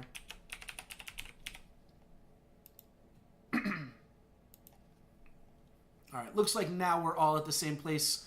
A Spirit Cleave to take out the Euterodon, and a Harbinger of Spring in the center lane, and then an Aetherwolf is going to 50-50 spawn in front of Brawn here. Another Euterodon Rex, and then a Mastodon is going to clear up the field, and that is a good order to play both of those cards in. It means that the Mastodon is going to survive, the Aetherwolves with 3 health, the Plant token with 3 health, and Euterodon Rex is going to be able to just freely shake that off. A sweet play here with Kutaru Sprite, and he actually gets the best possible trigger for it out of 3 possible lanes. Really wanted that to pop up in lane 5, and then that's just going to be able to... Actually, I guess lane 1 would have also been pretty good with that. We're going to see another Dendrify level 1 to deal with Harbinger of Spring. And then he's going to smash for 9, and the, whatever this card's called, Murderous Necromancer, is going to spawn a wolf in the open lane. These are all negative battles right now for Hagra. We're going to see him play in Immortal Echoes, and I'm not sure. Oh, in Immortal Echoes, and did he play the Murderous Necromancer right then? I guess so. But then where's the Echoes? Yeah, I'm getting confused a lot by these Immortal Echoes here. They don't seem to be creating tokens. Or there's just so much token generation going on that I'm just missing too much of it. This game is now definitely starting to slide really far in the favor of Tchort, but we see some Spirit Cleaves to try to answer some of this board. That's a start.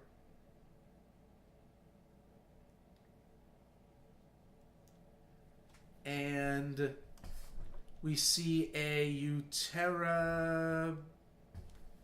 Oh, Tchort's making a push for lethal here. Playing a bunch of lethal creatures, playing a Lycian Shard and a Goo 1, which is a enduring renewal at the end of this turn and your next turn. Give all of your creatures +1/+2. I believe. Or give all like your Uteran creatures +1/+2. Not super sure. We see a Harbinger and a Immortal Echoes, but that is definitely not enough, and that makes Tchort the winner of our Game 1 here. Game 2 is going to start off super quickly. So let's see if we can snag that before the players start off.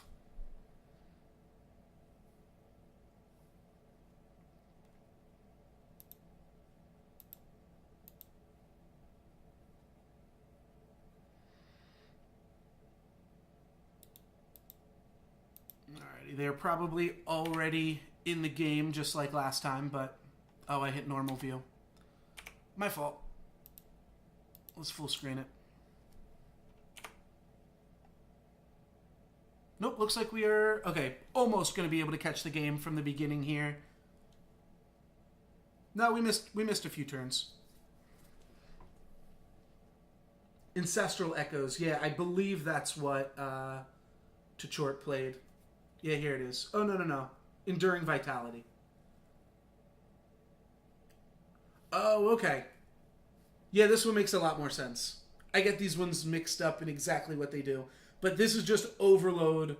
All of your creatures get one bigger. He might have had this the last game, too.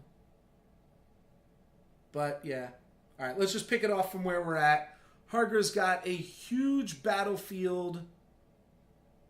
And this time Harger's got some of the dinosaurs himself. That's weird. Not sure exactly how he created the Brawn. Maybe he's just playing a few dinosaurs in there? I didn't think so. What is interesting, too, is... Does Spring Dryad trigger when Brawn replaces something? When the Dino Rider comes in? I think it might.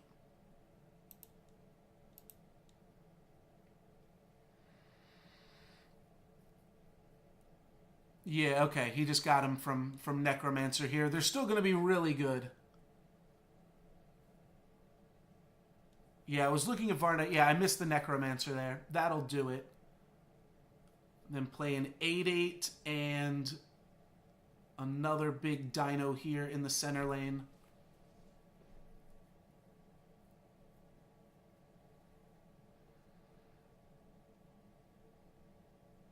Immortal Echoes is definitely throwing me for a loop here. But it looks like there's a bunch of Dino Knights in the dead pile now, which is going to be really, really good for Harja as he just continues to get these Dino Knights that then spawn bronze. So when these Dino Knights die, they're going to spawn bronze, which is then going to pump up the Harbinger of Spring. So that part's going to be pretty good at least. Looks like Spring Dryad was answered by Lycian sharding a patron token. Okay, and everything's back again. As we see a...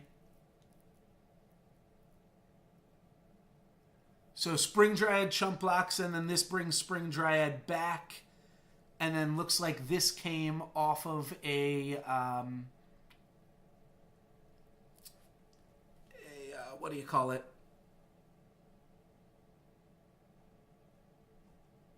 The other card. Oh, no, this came because Dino Knight came back because it died. Oh, okay. And then that pumped Spring or Harbinger of Spring up to a 7/7. Dino Knight dying again is going to make another bronze. So we've got a 9/7. Spirit Cleave can answer the Dino that was blocking Brawn here. I think it was a Mastodon. And then Tarsus for good measure. Smack you for a whole bunch of damage. How much is this? This is 33 damage, putting Tachort down to 46.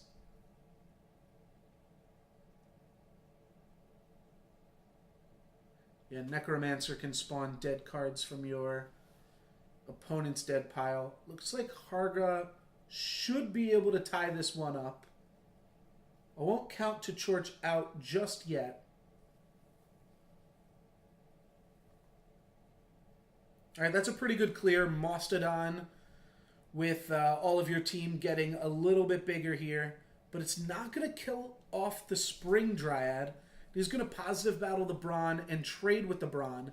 And also make your Raptor in one positive battle the Tarsus. But it's not going to kill the Harbinger of Spring.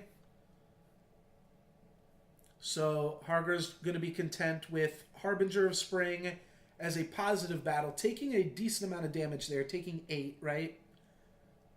And then a Immortal Echoes just to make a 4/4.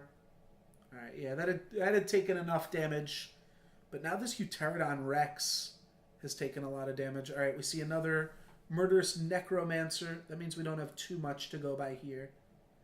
It's interesting that Harja decided to block this Dino here. I think I would have liked to see him open lane the Murderous Necromancer and then just hope that the Pact was able to spawn a creature in lane 3. But he does have a rather large Harbinger of Spring in lane 1 still. Yeah, I think that was potentially a mistake. I don't know. These players are obviously better at the game than I am. So it's pot calling the kettle black a little bit here, but I think I would have liked to see this creature get to activate once. It wouldn't have mattered too much as the dogs would have cleaned this up, but you would have gotten a free spawn off your Murderous Necromancer, which could have been pretty good. We're now at the point of the game where we're going to see a lot of bronze and not as many Dino Knights in the death pile. Because every Dino Knight creates another Brawn, but every Brawn doesn't necessarily create another Dino Knight. So the death pile is going to be filled with a lot of bronze here as we continue on. And Tachort still has one more play that he gets to make, and I think he's already answered his opponent's board pretty well here. I'd like to see like just a big Dino from him getting +3/+3 with the Enduring Renewal or Enduring Ideal and this Dinosaur trigger, but if that was his play, he probably already would have made it. Maybe he's debating if that is better than just playing a post. No, okay. He just has a Brawn. So Brawn's going to positive battle Brawn. And now has two rather big monsters here.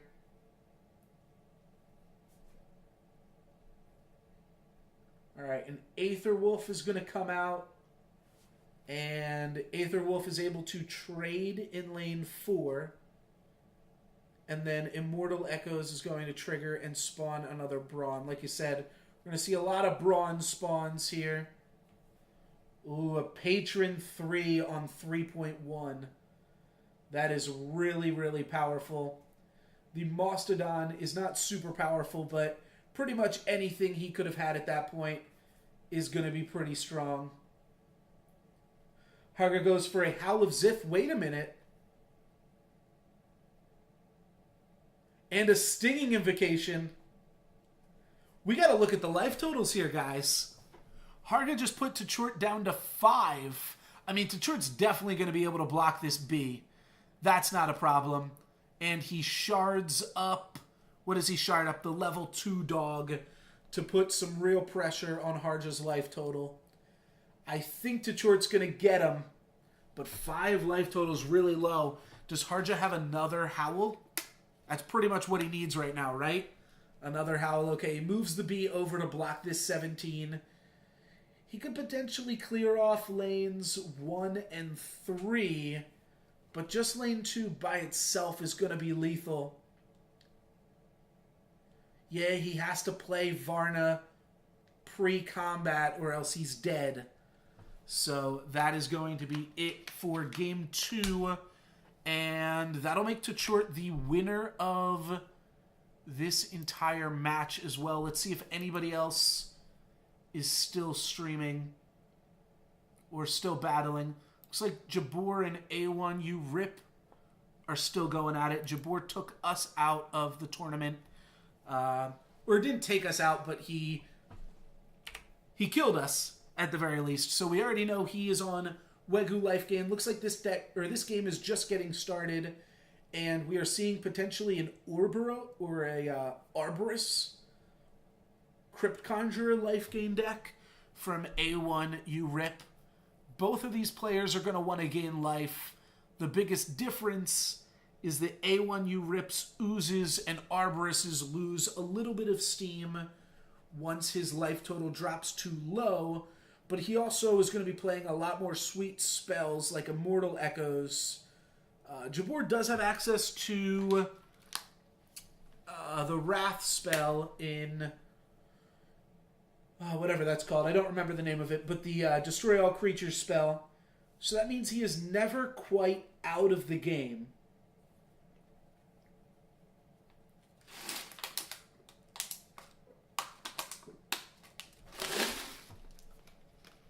And Immortal Echoes, Spirit Bloom Dryad is definitely at a big cost here. It's going to gain enough life points that Wegu is now active at a 13-7, but Jabor is now up to almost 20 points over his starting life total, meaning he's going to be able to get his Oozes online. He could play an Arborus here to trade with Wegu, assuming that Arborus is still in the deck here. We don't know that for sure.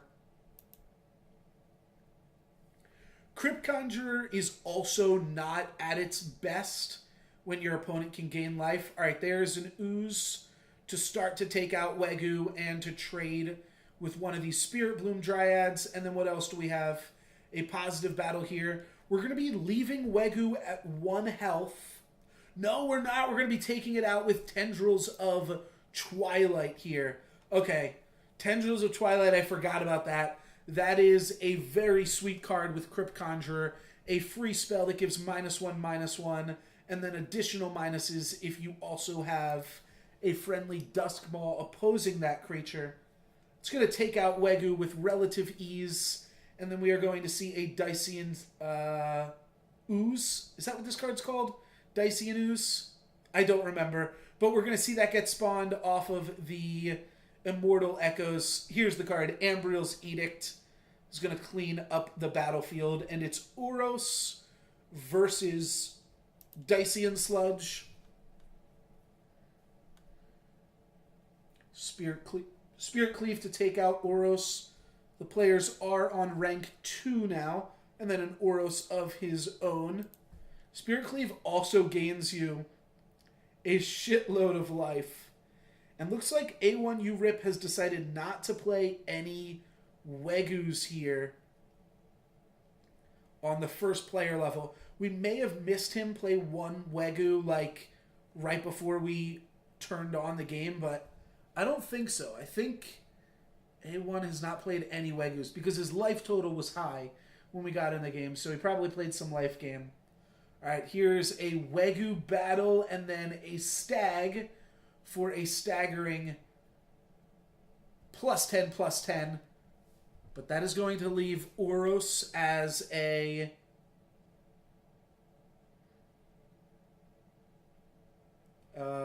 pretty big monster here.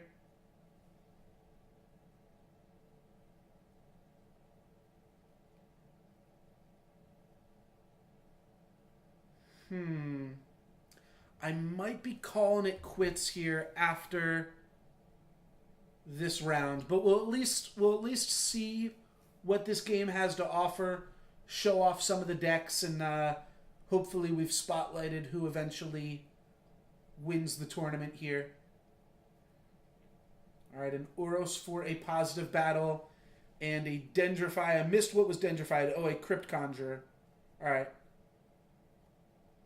Interesting when you Dendrify and then don't even kill off the plant token, but sometimes that's what you gotta do.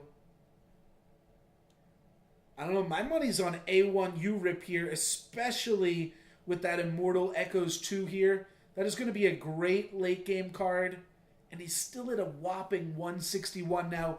Wegu can make that life total shrink very quickly. 165.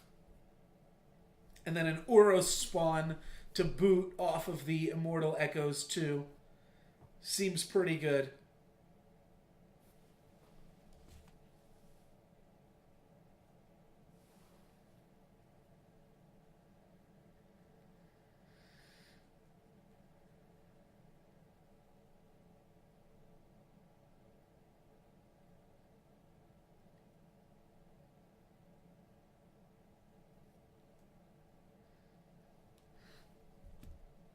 Alrighty, some Asperian Sages, and Jabor's going to play a level 2 Spring Dryad to put A1U Rip back up to 171. So one of the interesting things is how much damage a big Wegu can do, but also how much life a Spirit Cleave 3 can potentially gain in this matchup.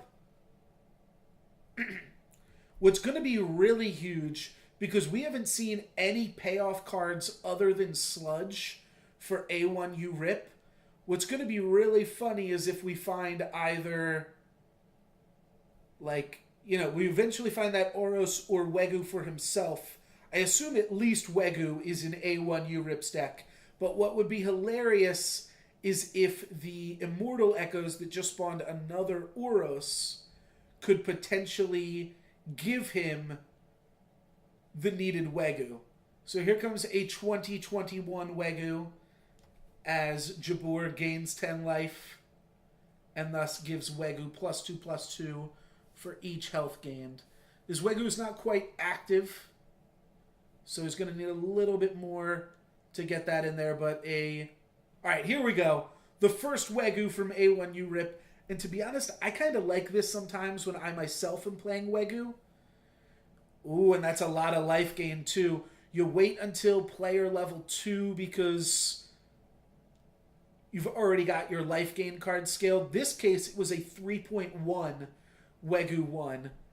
And now we're going to see Jabor's 3.1 play. All right, and Oros is a positive battle. That'll die to any level Virix Embrace. But he can take a level 1 Virix Embrace. Not sure if he was able to take anything with that. I can't quite check. Oh, I can turn off auto scroll here. Yeah, Aetherphage was not able to take anything. But let's see. Is A1U Rip going to be the first one to deal first blood with Wegu and put his own life total above 200 here.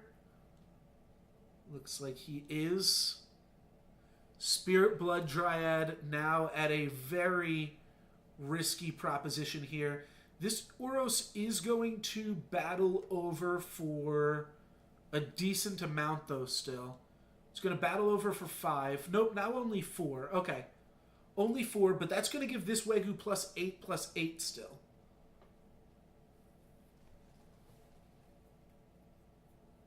That's still scary. All right, Jabor goes down to 72, though, from this turn. So this Oros is going to hit over for 4. Uh-oh. That means we're about to see it rain. It's about to rain here. Oh, no. Wait, how does this math work? It works out favorably. That was pretty crazy. Spirit Bloom Dryad gave both players 8 health, which only gave this Wegu a +8/+8, but gave this Wegu a whopping +48/+48, which made it quite clearly the larger Wegu. A Spirit Cleave is going to take out the level 2 Wegu, and an Immortal Echoes 3, is that going to be enough to at least chump block this? Well, this Wegu's not active yet.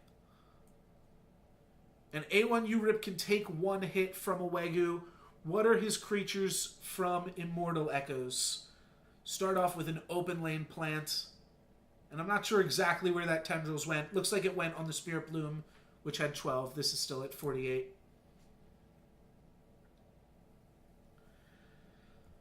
Alright, so Jabor needs to gain 9 health to knock this Wegu online, which means a level 2 stag or 2 level 1 stags or something like that. A level 1 rain, level 1 stag. Could be good. 6 is not quite enough. Still unactive. Gonna put A1U Rip up to 211 and then back down to an even 200 here. Like I said, these Spirit Cleaves are going to be huge, though. A Spirit Cleave for A1U Rip not only kills the most threatening card on the board, but will also gain him over 100 life. Alright, decides to block Oros and take it down a little bit with a Tendrils. Oh, and then he does have a level 2 Spirit Cleave as well. He still had another play for that turn. Oh, and then he gets a... I was wondering where this Crypt Conjurer came from. This Crypt Conjurer is off of his Immortal Echoes. He is now going to get a free creature at the end of every turn. If any one of those free creatures winds up being a Wegu, and he gets to untap with a free Wegu, that is going to be potentially enough to end the game. But Jabor is not without his own answers. He still has 2 Edicts, I believe, left in his own deck. I think he's only used 1 Edict so far. Sorry, I'll get that off the screen there. A1 URIP still sitting at a rather comfortable 189, which means he can also take a hit from Wegu before cleaving it. Jabor will be unable to, though.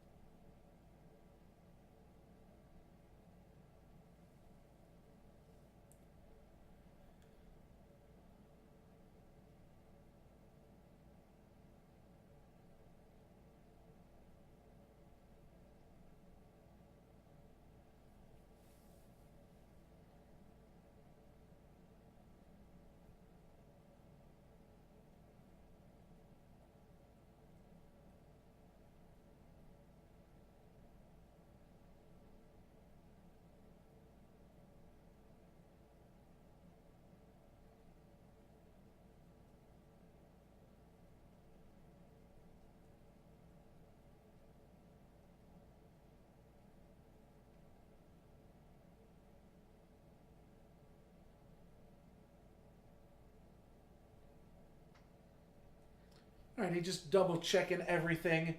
I am going to head out after this game. Neither of the players has made a move here, so I wasn't missing too much as far as commentary. Can only speculate on some more things, but I feel like I've mostly done that work already. Yeah, I'm going to be heading out after this game. I will, I think, be streaming the Vintage Challenge on Magic Online tomorrow. It's at 1 o'clock EST. For those of you that want to catch that. All right, looks like a Malice Hermit to clear off Oros and also get a decently large creature. And then he's going to go ahead and gain 15 life points back there. Oros is going to die, and we see 4 creatures to 0.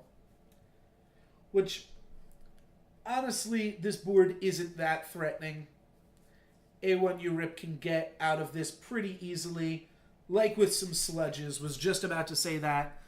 Sludges are really quite strong here. You see them in lanes 1 and 4, or sorry, 1 and 5. And that makes decent sense. It's going to positive battle in lane 1.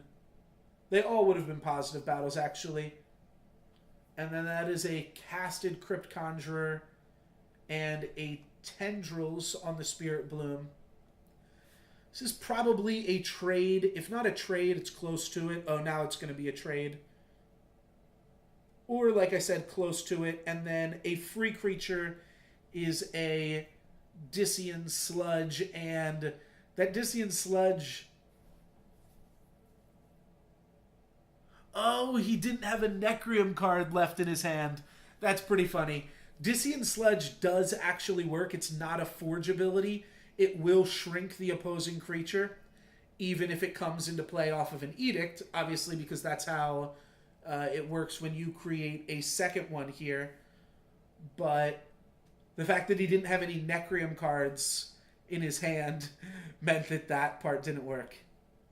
It is both an allied Necrium and a Forge trigger that checks your life total. It's not technically allied Necrium.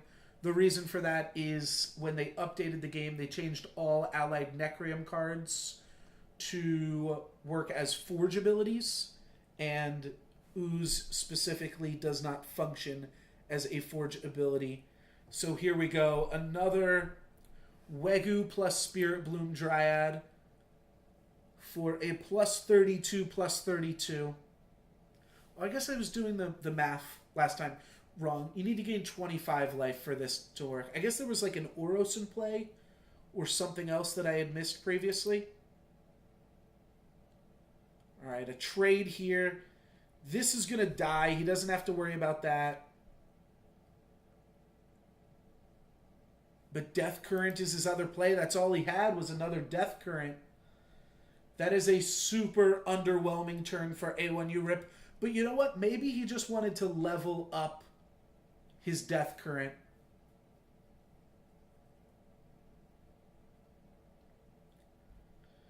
Alrighty, a Stag for 10 life and a Spirit Bloom Dryad for 8 life. He's going to put A1 Urip down to 95 life points after hitting him for 116 here. That's pretty low.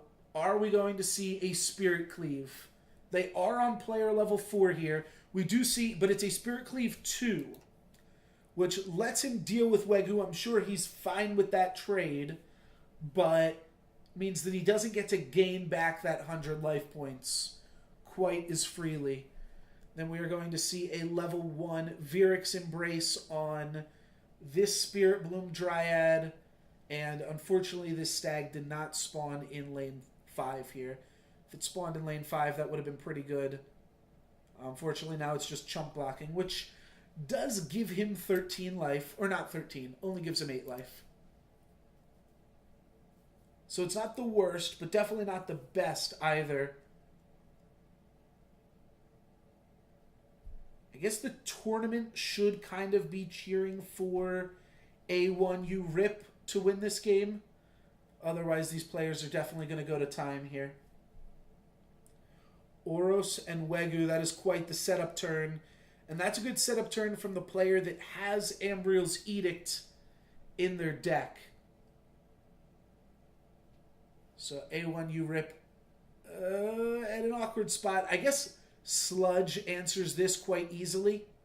Oh, but he can only make 1 Sludge. What are we going to see? Oh, that is a great answer. Vyric's Embrace. Oh, but he has to Vyric's Embrace the Oros to positive battle here. All right, I still like that play from A1 URIP. But any life gain, whether that's Rain or Stag or Dryad, it's going to be pretty tricky for A1 URIP. They are now on player level 5. So the Spirit Cleave is back in the deck. I think A1 URIP has at least two Spirit Cleaves that can tag this, right? Then there's also Death Current. This Immortal Echoes was good for A1 as well. It would have been good in most lanes, actually. It would have been pretty good in.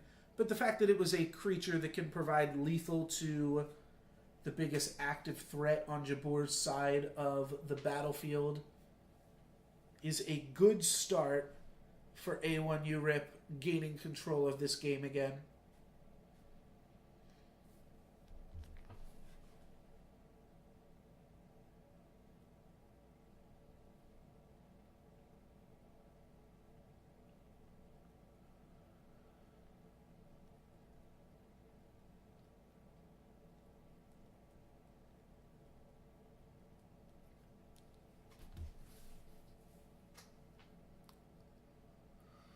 There we see it. There's the Lycian Rain. But you know what? That Lycian Rain is just the start. It's only 7 life as a level 1 Lycian Rain. Need to gain 25 life to turn on the level 3 Wegu. And this just sets up a juicy Spirit Cleave. If A1 URIP can get a Spirit Cleave out... Alright, no Spirit Cleave, but you know what? Oozes are still pretty good. And by oozes, I mean 1 ooze. That's all he gets. But he does get his own Wegu online. Okay. And then a Crypt Conjure in the side lane. This is kind of irrelevant, this Stag, so shouldn't really matter too much here. But yeah, his life total's too low. He only gets 1 ooze. But then a Howl obviously turns on his own Wegu. This is a rank 5 Howl. So you get to deal 15, gain 15, which is going to give Wegu plus 30, plus 30. I believe I did that math correctly. Yeah, it was a 12, or a 12-3 before. So he gets to smack him for 30, and we're looking at pretty even life totals here now, too. Jabor has to gain... What's 100 minus 28? 72. 72 divided by 4 is 18 life points Jabor has to gain. If he gains 18 life points, he wins the game. So clearly he doesn't have it, or we would have seen that immediately come out for Jabor. Alright, there's 8 life points, but doesn't have 10 more. That is going to grow Wegu, even though it's a chump block.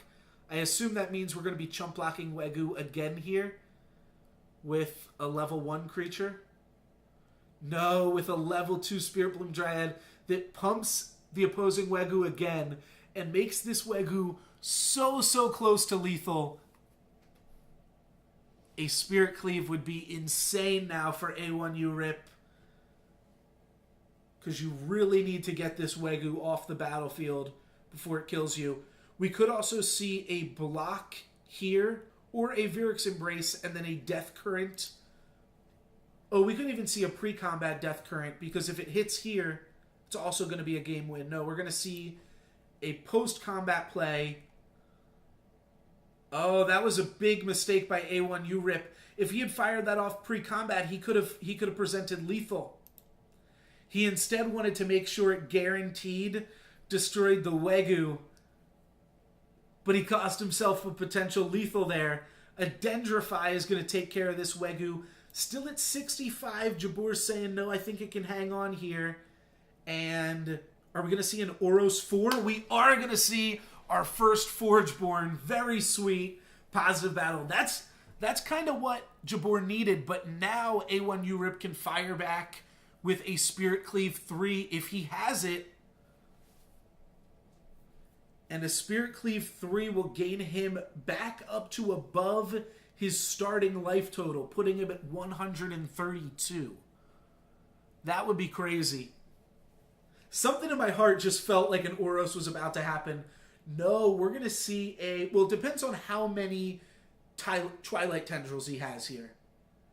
How many Tendrils of Twilight does he need to clear off this Oros? Oh, looks like... Okay, 2 Tendrils of Twilight. That's pretty good. And Jabor is also getting 2 free creatures at the end of each turn. I'm not sure what level these Tendrils of Twilight were because of that. That's how it displays. Looks like they were around level 1.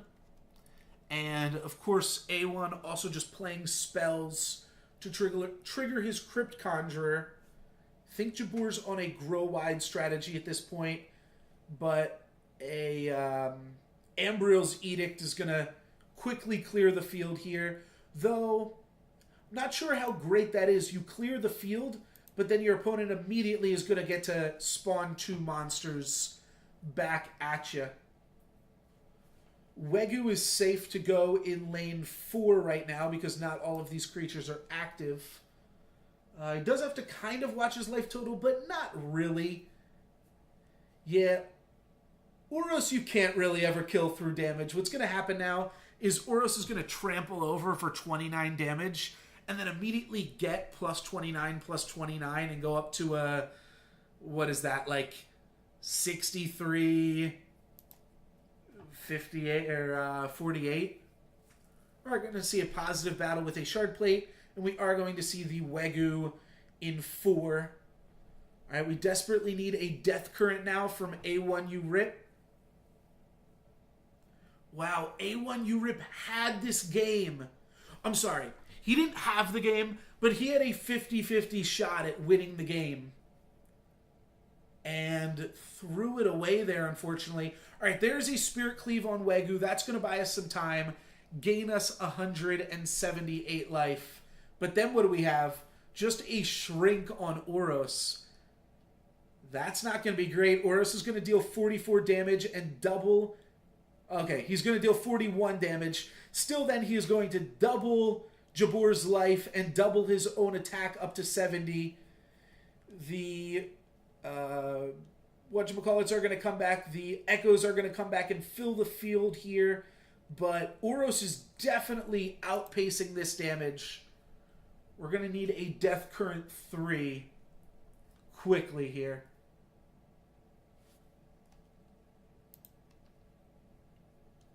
Again, the tournament is kind of rooting for Jabor here. Otherwise, these players are potentially going to tie. Not sure how that'll work. I think they might tie.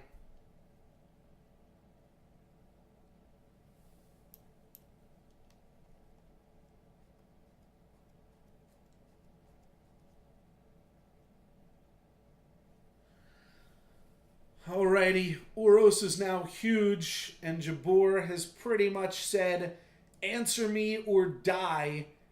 Crypt Conjurer doesn't look like answer me, it looks like die. And a Vyric's Embrace, shrinking it, is not going to be enough. Tendrils of Twilight shrinking it, also not going to be enough. Jabor wins the game, ties up the match, 1-1. These players have 5 minutes left, and unfortunately for those watching on YouTube, I am going to call it here. That took a lot longer than I thought it would, but that was a sweet game and a sweet one to end the stream with. So thank you guys very much for watching. Like I said, I will be back tomorrow. Gonna play some vintage, not vintage cube, actual vintage with Outcome Mentor in the Vintage Challenge that starts at 1 p.m. EST, 8 o'clock or no, not 8 o'clock, 10 o'clock a.m. California time. And everybody else, you can figure it out. I'm not going to do the math.